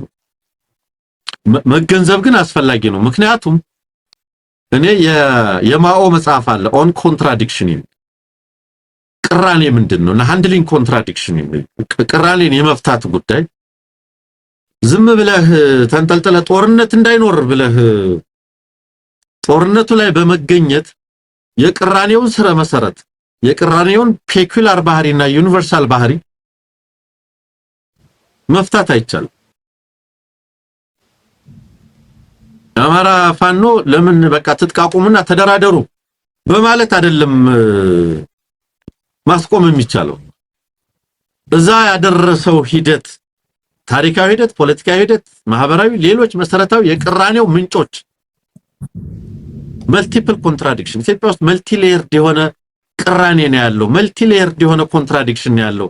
ለምንድን ነው ያ የመጣው? አሁን ቲፒኤልኤፍ በቃ ፕሪቶሪያ ፈረሰ በቃ አሁን መተኮስ አለብኝ ብሎ ነው የመጣው ወይንስ ፋንዳሜንታሊ ምን እያለ ነው ያለው? ምን ጉዳዮች ላይ ምን ሲል ነው የከረመው? አገዛዙ ምን እያደረገ ነው ያለው? እነዚህ ሁኔታዎች እነዚህ ቅራኔዎች በሁለቱም ወገን ምን ገጽታ ይዘው እንዴት አደጉ? ምክንያቱም አንታጎኒዝም እና ኮንፍሊክት ዝም ብሎ አይመጣም። ቅራኔው የእድገት ደረጃውን የሚያሳዩ ስለሆኑ ማለት ነው። ስለዚህ ሂደቱን ይዘነጉና ተግባሩ ላይ ከዛ በኋላ ውጤት ላይ እንደገና የፕሪቶሪያን ስምምነት ወደ ውጤት ያልቀየረው መሰረታዊ ነገር የቅራኔውን ምንጭና ባህሪ ኢንተርናል ፔኩላር ባህሪውን ውስጣዊ ባህሪውን መረዳት ስላልቻሉ ነው። ፍላጎቶች ምን ነበሩ በሁለቱም ተፈራራሚ ኃይሎች መካከል? ከዛ በኋላ እነዛ ፍላጎቶች በምን መንገድ ተመነዘሩ? እነዚያ ናቸው ያበላሹት። በምን ይበላሻል አይደለም መከራከሪያው። እንዲበላሽ ያደረጉት ሂደቶች ምንድናቸው?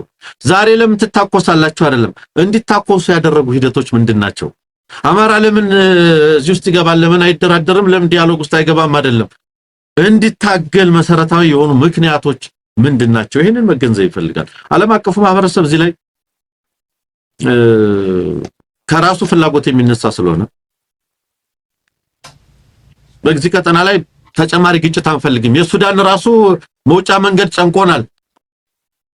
የሱፐር ፓወርስ የፕሮክሲ ቀጠና ሆኖብናል። የኢመርጂንግ ፓወርስ ፕሮክሲ ቀጠና ሆኖብናል። የዓለም አቀፍ የማሪታይም ሽፍመንትና ምናምን ስጋት ሆኖብናል። የሽብርተኝነትና የምናምን ስጋት ሆኖብናል።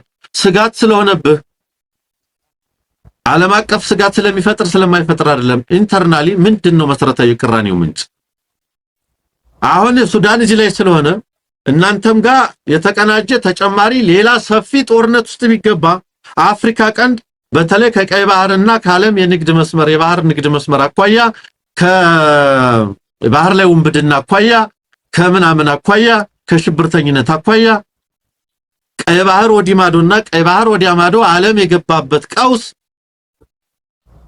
የብሔራዊ ጥቅሞቻችን ስጋት ነው ብለ ስለተነሳ አርፈ ተቀመጥ በማለት አይደለም። ማዕቀብ በመጣልም አታስቆመው። ማዕቀብ በመጣል ቅራኔ አይፈታም። ስያሜ በመስጠት ቅራኔ አይፈታም። ፋኖን የፈለጉትን ስያሜ ይስጡት። የኢትዮጵያ መንግስትና ፓርላማ አይደለም። የተባበሩት መንግስታት ማንንም ይሁን ማንንም የፈለገውን ስያሜ ይስጠው። መሰረታዊ የአማራን ህዝብ የቅራኔ ምንጮች ለይቶ ተረርቶ ለዛ የሚሆን የመፍትሄ ሐሳብ እስካላመጣ ድረስ በደፈናው አርፈ ተቀመጥ የሚል ሌብሊንግ ወይም ስያሜ መስጠት መፈረጅ ወይም ሌላ ማዕቀብ ምንም አያደርገው። መሰረታዊ ትግሉን አያስቆመው። ሱዳን ላይ ሁለቱም ኃይሎች ይሄው በማዕቀብ የተከተከቱ ነው። አሁን እንደውም ማንም ዓለም አቀፍ የገንዘብ ተቋም ለሱዳን መንግስት ገንዘብ እንዳይሰጥ የወርቅ ገበያ አውሮፓ ህብረትም የወርቅ ንግዷ እንዲቆም ያልመጣ አይነት የማዕቀብ አይነት የለም። ይሄ አልቡርሃንን ጠበንጃ እንዲያስቀምጥ ያደርገዋል። ይሄ አርኤስኤፍን ጠበንጃ እንዲያስቀምጥ ያደርገዋል። ሽብርተኛ ነው፣ ዘር ማጥፋት ፈጽሟል እየተባለ ነው። ጠበንጃው እንዲያስቀምጥ ያደርገዋል። ዓለም ላይ ያሉ ተሞክሮች ያንን ያሳያሉ። ሊቢያ ውስጥ የነበሩ ተፋላሚ ኃይሎች፣ ኢራቅ ውስጥ የነበሩ ተፋላሚ ኃይሎች፣ ሶሪያ ውስጥ፣ የመን ውስጥ ያሉ ተፋላሚ ኃይሎች እነዚህም በመሰሉ ዓለም አቀፍ ዘመቻዎች ስያሜዎች ቆሙ ወይ? አልቆሙ። ዛሬ ቲፒኤልኤፍ ላይ የፈለገው ምንም ቢባል፣ ፋኖ ላይ የፈለገው ቢባል፣ ኦኤልኤ ላይ የፈለገው ነገር ቢባል ፎርዛት ማተር ለአሜሪካ የውጭ ብሔራዊ ጥቅሞች ስጋት የሆነ የማይገመትና በአይነቱ የተለየ ስጋት የሆነ መንግስት ነው ተብሏል እኮ የአብይ አህመድ መንግስት። በአሜሪካ የባይደን ኤክስኪዩቲቭ ኦርደር ያ የቀጠለ ኦርደር ነው። በአይነቱ የተለየ በአሜሪካ የውጭ ብሔራዊ ጥቅሞች ላይ የተቃጣ ስጋት ወይም ስጋት የጣለ መንግስት ተብሏል። የአብይ አህመድን ሆስታይል ባህሪ በአገር ውስጥ ይሁን በውጭ አስቆመው ወይ? አላስቆመው። ስማቸው ያልተጠቀሱ የብልጽግና አመራሮች፣ ፖለቲካዊና ወታደራዊ አመራሮች ድፍን ያለ ማዕቀብ ጥለናል ብሎ ነበር የባይደን አስተዳደር። ምናልባት ብርሃኑ ጁላና አብይ አሜሪካ እንዳይሄዱ አድርጓቸው ሊሆን ይችላል። ጦረኛነታቸውን አስቆማቸው ወይ? አላስቆመም። በአገር ውስጥ የሚከፍቱትን የሚያስፋፉትን ጦርነት አስቆመው ወይ? አላስቆመም። ስለዚህ የአንድን ማህበረሰብ መሰረታዊ ውስጣዊ ቅራኔዎች በወጉ ከመረዳት የሚመጣ ነው የመፍትሄ ሐሳብ። አፍሪካ ህብረት እንዲህ አይነት ልቦና የለውም። የትንታኔ ተቋማት ቲንክ ታንክ ተቋማት ይተነትኑታል፣ ያላምጡታል። ተመልከት፣ ቲንክ ታንክ ማን ነው ክራይሲስ ግሩፕ የጻፈው ተመልከት። አልጀዚራ ቅድም ያጋራው አልጀዚራ ማን ምስራቅ አፍሪካን ዲፕሎማሲ የሚመራው ይላል እና አሜሪካ መጡ የተሰባሰቡ ካይሮ ላይ ምናምን ማን ነው የሚመራው?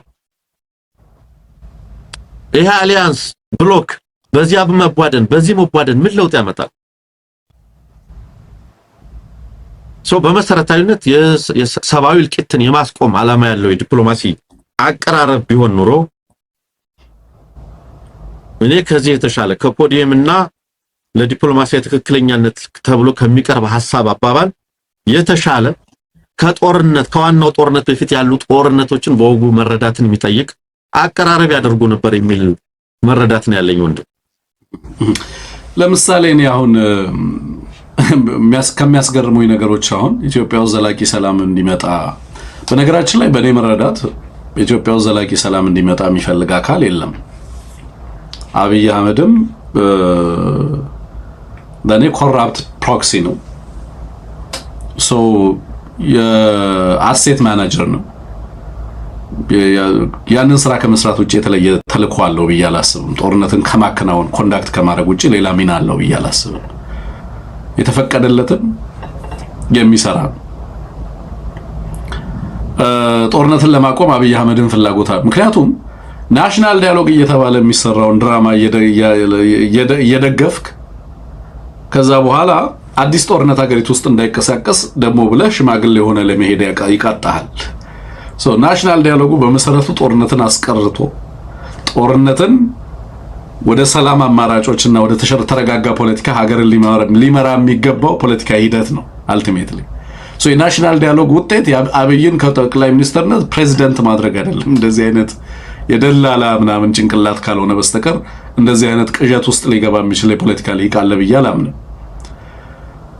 አብይ አህመድን ከጠቅላይ ሚኒስትርነት ወደ ፕሬዚዳንትነት ቀየረው። የፖለቲካ ሂደት እሱ አይደለም። አልቲሜትሊ ሀገሪቱ ያጋጠማትን ፈተና በምን አይነት መንገድ አሸጋገረው ነው።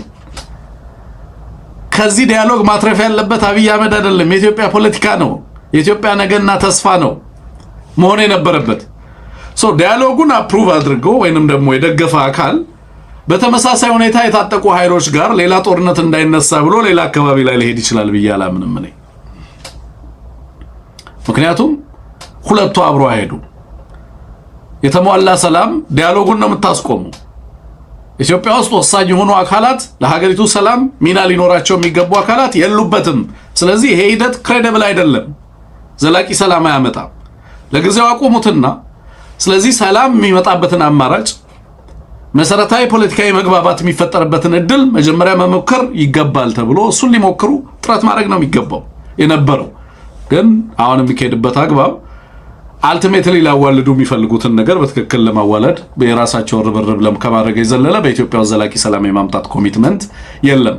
ሱዳንንም ቅድም አንሙት ስታነሳ እንደነበረው በተለየ ሁኔታ ሱዳን ላይ ሰላም እንዲመጣ ሀገራቱ የሚያተርፉት በቀጠናው ላይ ኢንተረስት አለን የሚሉ ሀገራት ከሱዳን ጦርነት ነው ወይስ ከሱዳን ሰላም ነው የሚለው መጠየቅ በጣም የተገባ ይመስለኛል።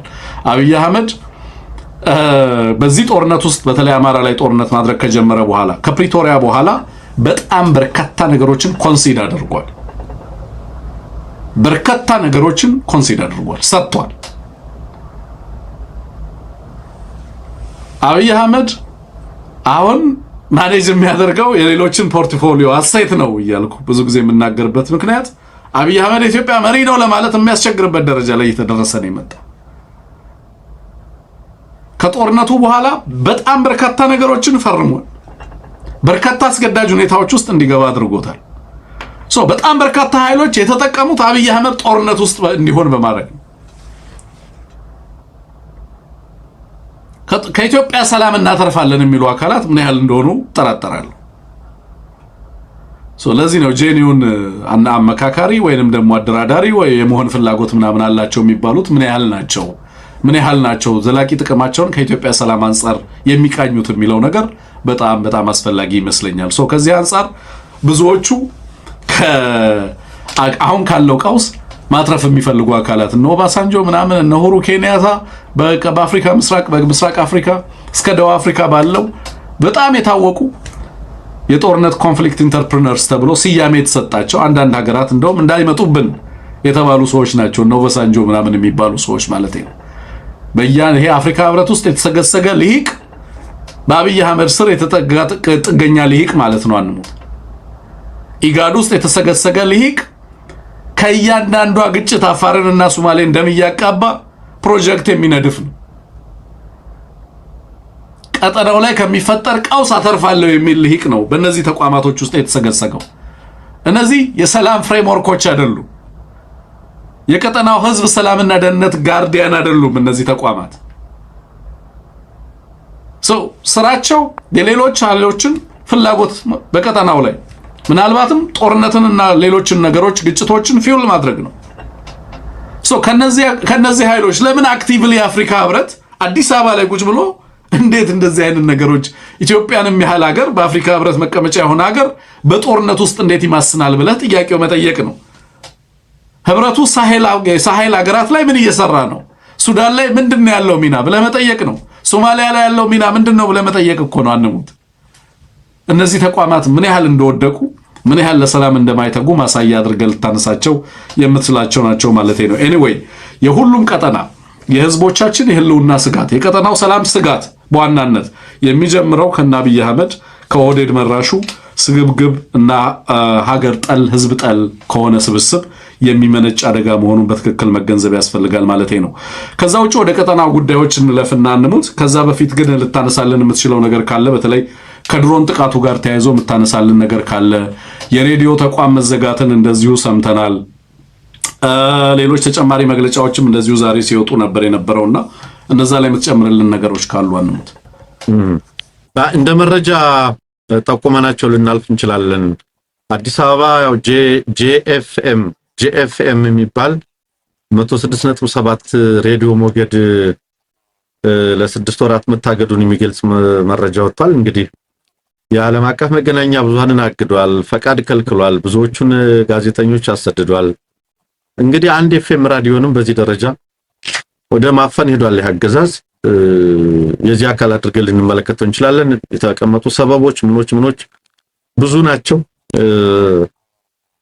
እንግዲህ የሱ ሚዲያዎች ምን ያክል ጤናማ ሆነው እየሰሩ ነው ሌሎችን በዚህ ደረጃ የሚያሳድደው የሚለው ልንገነዘብ እንችላለን። እንግዲህ በደቡብ ወሎ ሀገረ ስብከት በቅድስት አርሴማ ገዳም ላይ የተፈጸመው የድሮን ጥቃት አንደኛው ዛሬ ከተፈጸሙ አሳዛኝ ክስተቶች መካከል ነው።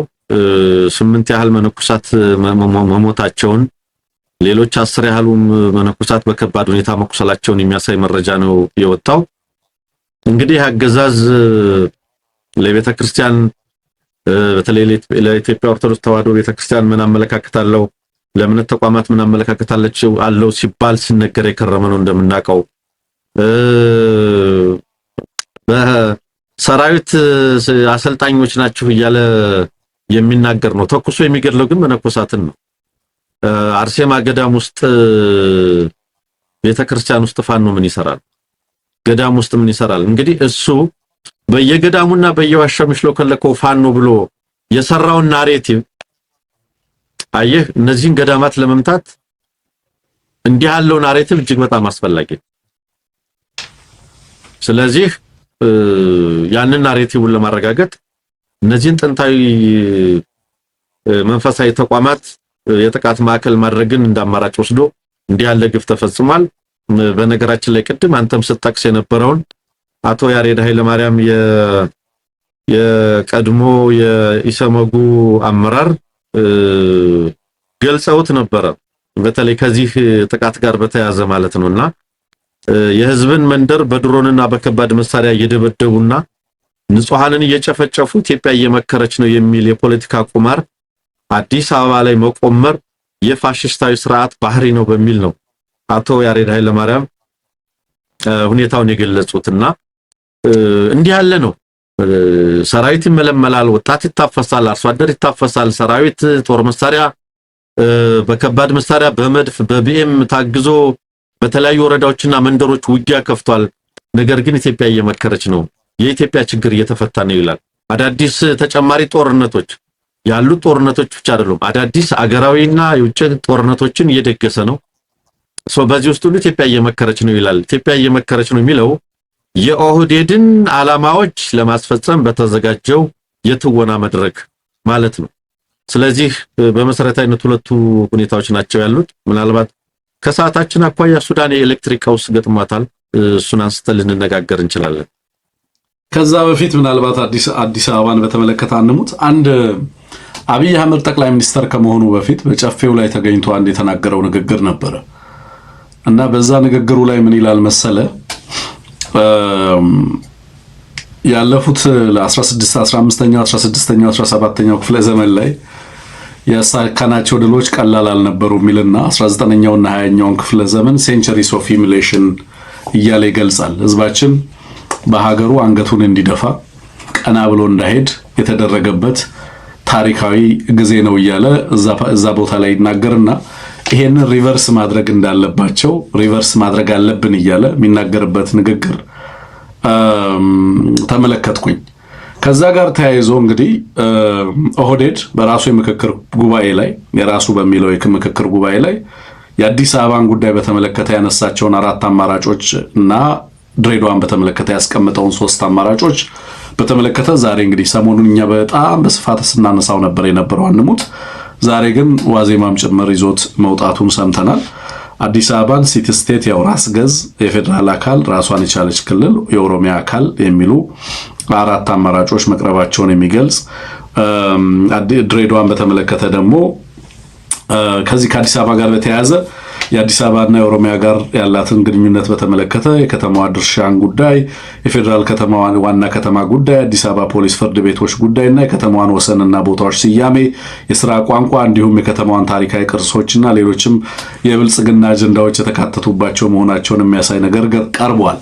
እንግዲህ ከነዚህ ውስጥ እነዚህን ሁሉ ሂደቶች በጣም ቁልፍ ጉዳዮች ናቸው አንሙት። በነገራችን ላይ በኢትዮጵያ ፖለቲካ ነገ ላይ የሚኖራቸው ሚና ቀላል አይደለም።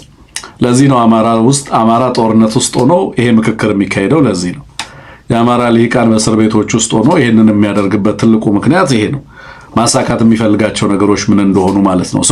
ፌደራል ራሱ አዲስ አበባ አዳነች፣ ኦሮሚያ ደግሞ ሽመልስ ሆነው 3 ልሂቃን በጋራ የሚሰበሰቡና የሚመክሩ ልሂቃን በእነዚህ ወሳኝ ሀገራዊ ጉዳዮች ላይ ራሳቸው ኦህዴዶች እነዚህን ወሳኝ ነገሮች ለመወሰን በራሳቸው መድረክ ተሰብስበው እየተወያዩ እንዳሉ መረጃዎች እየወጡ ትመለከታለህ ማለት ነው።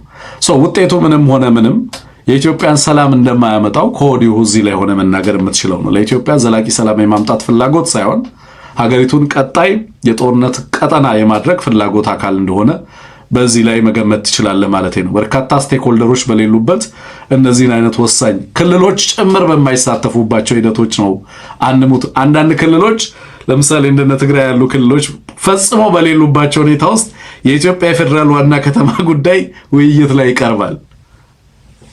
ኮምፕሊትሊ ክልሎቹ በሌሉበት ሁኔታም ጭምር ማለት ነው።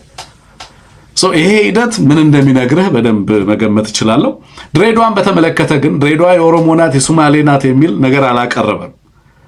ድሬዳዋን በተመለከተ አዲስ አበባን በተመለከተ የኦሮሚያ ናት አዲስ አበባ የሚለውን 4ኛውን አማራጭ አካቶ ከዛ እንደ መደራደሪያ ነጥብ አድርጎ አቅርቦታል።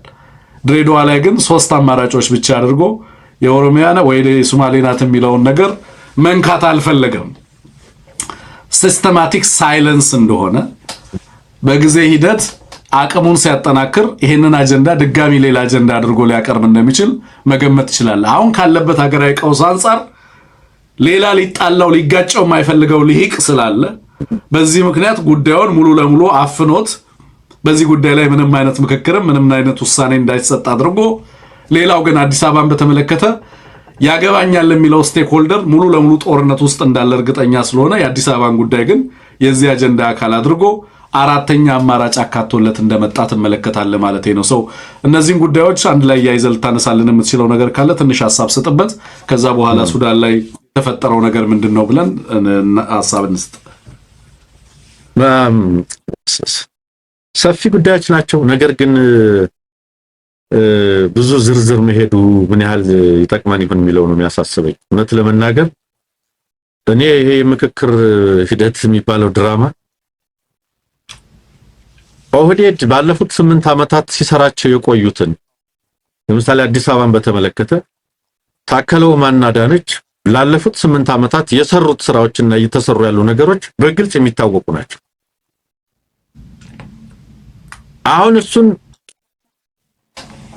በህግ ማዕቀፍ የመሸፈን በህግ የማሰር ፍላጎት ካልሆነ በስተቀር ቅድም ተጠቅሰው የአብይ አህመድ የከተማ ናሬቲቭ እነ ለማ መገርሳ ሲናገሩት የነበረው ከዚህ ቀደም አብይ አህመድ ስለ ከተማ ዲሞግራፊና ስለ ሌላውም ሲናገር የነበረው እነ ሽመልስ አዲስ አበባ ዙሪያ እየሰሩት ያለው ነገር አብይ አህመድ ራሱ አዲስ አበባን ቦምቦሊኖ አደረግናት እያለ እነ ጀዋር በምስክርነት እንዳቀረቡት የነዚህ ሰዎች ፍላጎትና አመለካከት ይታወቃል። ምን እያደረጉ እንደሆነ ይታወቃል። ፍላጎታቸው ይታወቃል። ይሄ ድራማ የትወና መድረክ ዓላማ አንድ ነገር ነው። ኦህዴድ ሲሰራቸው የቆዩቸውን ሊሰራቸው ያሰባቸውን ነገሮች በናሽናል ዲያሎግ ሽፋን የህግ መሰረት ሰጥቶ ለማስቀመጥ ሌላ የተለየ ነገር የለው።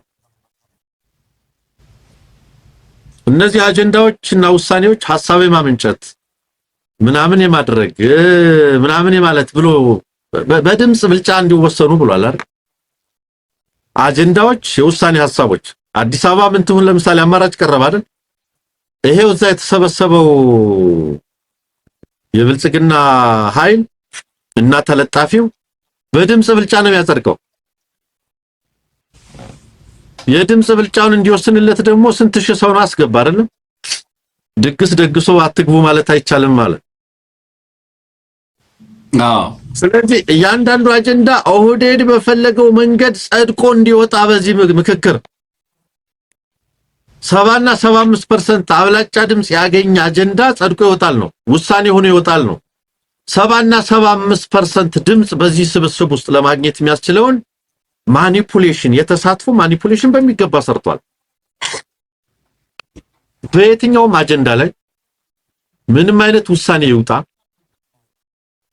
አጀንዳዎቹ ይሄ ስብስብ በፈለገው መንገድ ሆነው እንዲጠናቀቁ ለማድረግ በነገር ላይ አብይ አህመድ ይሄንን መድረክ የሚፈልገው ለፕሮፓጋንዳውና ለዲፕሎማቲክ ጀስቸር እንጂ በመሰረታዊነት ፖለቲካዊ አቋሞችና ፍላጎቶቻቸውን የቡድኑን የገዢ ቡድኑን ፍላጎቶችና አቋሞች በማይገመት ደረጃ ይወስኑብኛል፣ ውሳኔ ያሳልፉብኛል ከሚል አይደለም።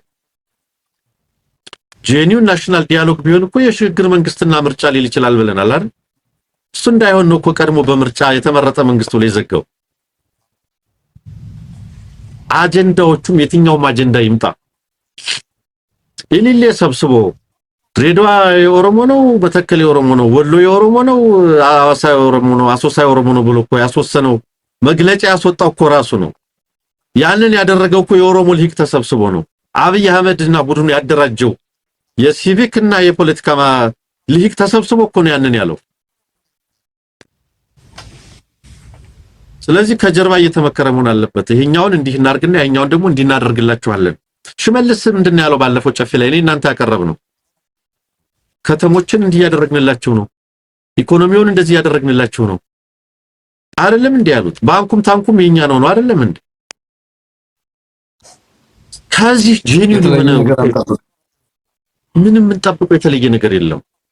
የሚመጣው ውሳኔ የ83 የ87ቱን ህገ መንግስት ቲፒኤልኤፍ ጽፎ የኢህአዴግ አድርጎ ለኢትዮጵያ ህግና ምንድነው መመሪያ ያደረገው እንደሚባለው አሁንም ይሄ ስብስብ የፈለገው ስብስብ ይሁን ቲፒኤልኤፍም እኮ 87 እኮ የሽግግር መንግስት ብሎ ስንቱን ኃይል እኮ አሳትፎ ነበር።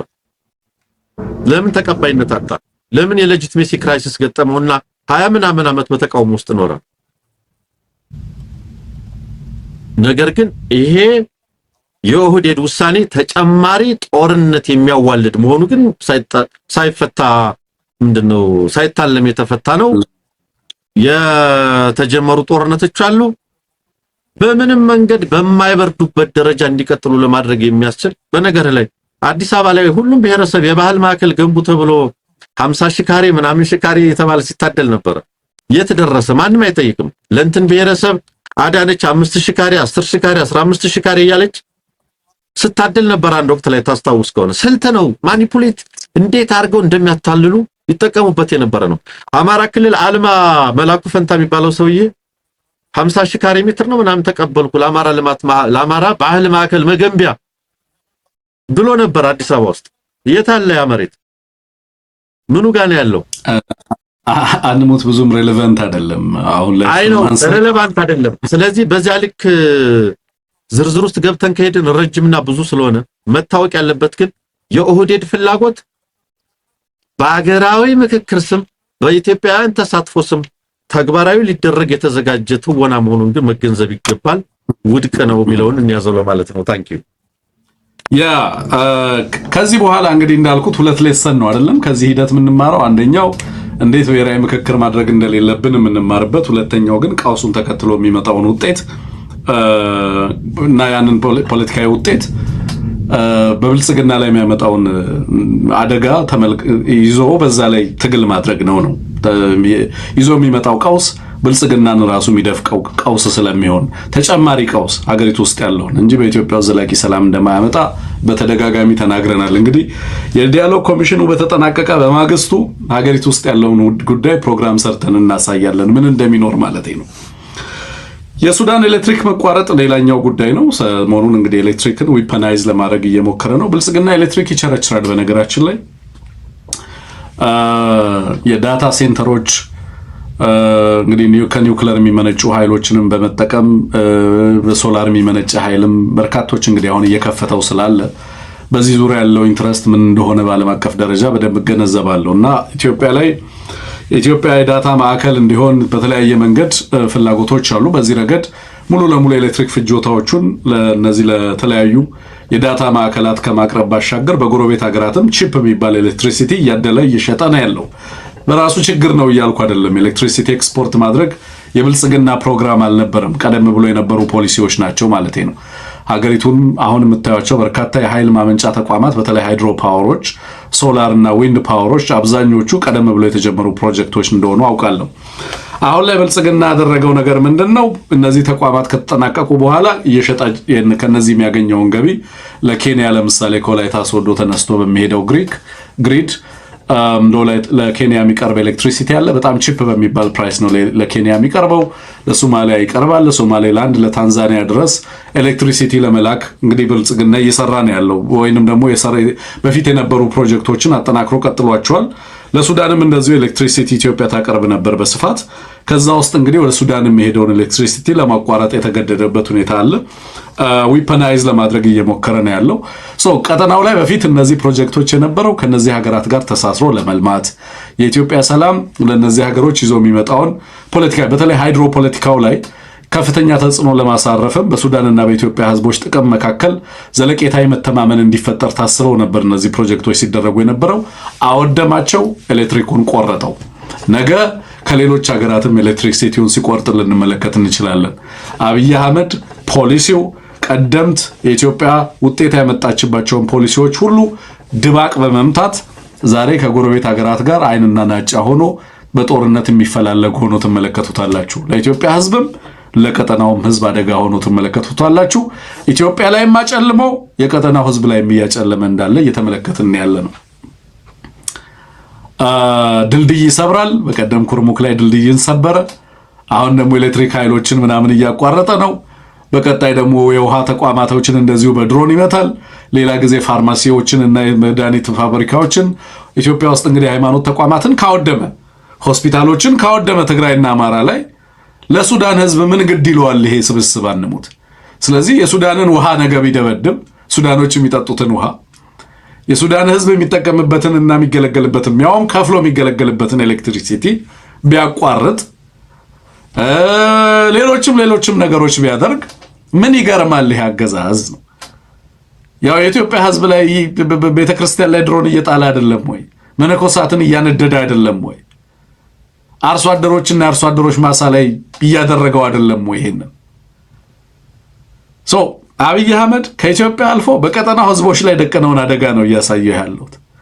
ቀደም ብለው በኮሪደር በሌሎች መንገዶች በእነዚህ በተለይ ደግሞ ወሳኝ በሚባሉ ኢንፍራስትራክቸሮች በተለይ ደግሞ በኃይል አቅርቦት ዙሪያ ሀገራት ፖለቲካሊ ጂኦፖለቲካሊ በኢነርጂ ሴክተር ኢነርጂ ኢንተርኮኔክትድነስ እንዲፈጠር ያንን ወደ ጂኦፖለቲካል አድቫንቴጅ መቀየር እና በቀጠናው ላይ የኢትዮጵያን ጥቅም ለአሰርት ለማድረግ የሚያስችሉ እድሎችን እንዲፈጥር ነው። ኤሌክትሪክ ኤክስፖርት ይደረግ የነበረው እንጂ ኢትዮጵያ ውስጥ አንሙት ኤሌክትሪክ አገልግሎት ያለው 37% አይበልጥም። ሰው 37% አይበልጥም። እሱም በጣም ውድ የሆነ ኤሌክትሪክ አገልግሎት ነው ያለው። አብዛኛው የኢትዮጵያ ህዝብ ኮኔክትድ አይደለም ከሜን ግሪዶች ጋር። በቀደም የወጣው ሪፖርት እየተመለከትን ነበር። በአፍሪካ በጣም ዝቅተኛ ከሚባሉ ሀገራት መካከል ነው ያለው። ሳይበቃት ከኢትዮጵያ ህዝብ በተሰበሰበ ገንዘብ ነው ያ ኤሌክትሪሲቲ እነዛ ግድቦች የተገደቡት። እሱን ኤክስፖርት ያደረገ እየተዋጋበት ነው።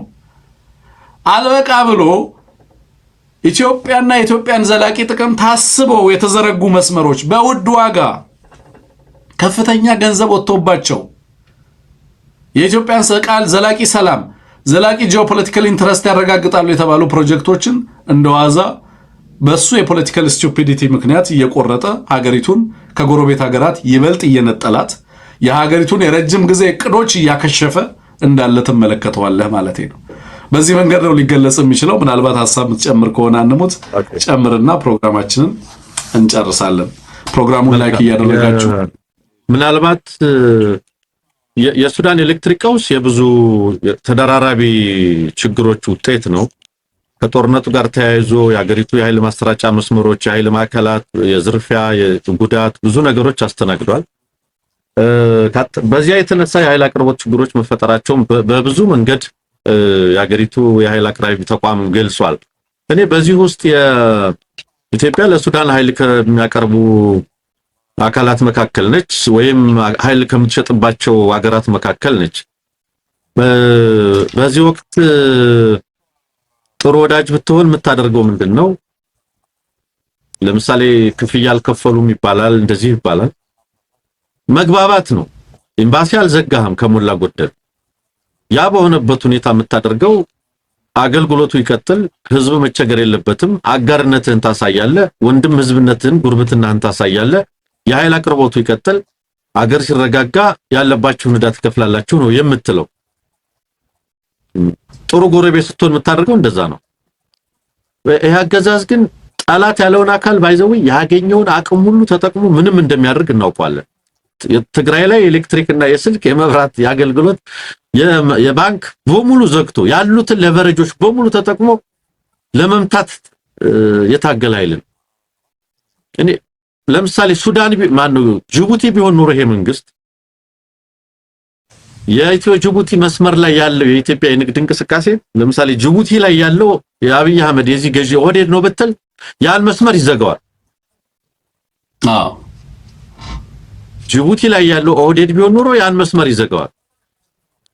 እስካሁን እኔ በይፋ የኢትዮጵያ የፖርት ሱዳን ወይም የመተማ መስመር የንግድ አገልግሎትና እንቅስቃሴ በሱዳኖች በኩል ተዘግቷል የሚል አልሰማሁኝም። ያ ቢዘጋ አንድ ትልቅ ኮሪደር ነው የሚዘጋው። የሚወስዳቸው እርምጃዎች እጁ ላይ የመምቻ እድል ካገኘ ምንም እንደሚያደርግ ግን አልጠራጠርም። ይበለው የሚል ነው። ያገኘውን እድል ወደ ያገኘውን ሁኔታ የሚጠላውን ነገር ሁሉ ለማጥፋት ወደ ኋላ የማይል የሰው ልጆች ጠላት ነው እያል በተደጋጋሚ የምናቀርብበት የነበረው ምክንያት ይሄ ነውና ከዚህ አኳያ የአማራን ህዝብ ጠላት የሚል የትግራይን ህዝብ ጠላት የሚል የሱዳንን ህዝብ ጠላት ቢያደርገው የሶማሌን ህዝብ ጠላት ቢያደርገው የአፋርን ህዝብ ጠላት ቢያደርገው የሚገርም አይደለም። የዚህ አገዛዝ ተፈጥሮ እንዲህ ያለ ነው። ይህንን አገዛዝ በወቁ መረዳት መቻል አለብን። ጸረ ሰው ነው ሲባል አባባል አይደለም። ጸረ ስልጣኔ ነው ሲባል አባባል አይደለም። የሰሜን ስልጣኔ፣ ክርስቲያናዊ ስልጣኔ፣ የትግራይ ስልጣኔ፣ የአማራ ስልጣኔ ወድሞ ጠፍቶ ተሰብሮ ማየት ህልሙ የሆነ ገዢ ቡድን ህልሙ ይሄንን ሰሜናዊ ስልጣኔ ወድሞ ማየት ነው። ህልሙ የተሰበረች የደቀቀች የሱ ተላላኪ የሆነች ሱዳን፣ የሱ ተላላኪ የሆነች ሲፈልግ የሚሰለቅጣት ጅቡቲ፣ ሲፈልግ የሚሰብራት ኤርትራ፣ ሲፈልግ ዞርበል የሚላት ሶማሌላንድና ሶማሊያ። ይሄ ነው ፍላጎት፣ ከዚህ የተለየ አይደለም። እንደሚሉት የተስፋፊነትና የሰልቃጭነት ባህሪያቸው በዘመን ርቀት ያልተለወጠ ቲፒካል ዲኤንኤያቸው ውስጥ ያለ የፖለቲካ ኃይል ነው። ይሄንን በደንብ መረዳት ይገባል ማለት ነው። አመሰግናለሁ ወንድም አለ። አመሰግናለሁ አንሙት ስለነበረን ቆይታ ከልብ ነው ማመሰግነው። አድማጭ ተመልካቾቻችን ስቲከር ገዝታችሁ ኤቢሲን ያበረታታችሁ ሲደመር 17230937 ላይ ዘይልና ካሻፍ ማድረግ ትችላላችሁ። ለዩቲዩባችን እንደዚሁ ተከታታዮች በሙሉ ይሄ ፕሮግራም የሚተላለፈው በኤቢሲ የኤቢሲ ብሬክዳውን በሚል የዩቲዩብ ገጽ መሆኑን በደንብ አረጋግጡ። እዛ ላይ መታችሁ ፕሮግራሙን ተከታተሉ፣ በሌሎች ቻናሎች ከምትከታተሉ ለማለት ነው። ፕሮግራሙን ላይክ አድርጉ፣ ሃይፕ አድርጉ፣ ለሌሎችም ሼር አድርጉ። ለነበረን ቆይታ ከልብ አመሰግናለሁ። ጊዜ ይስጥልን።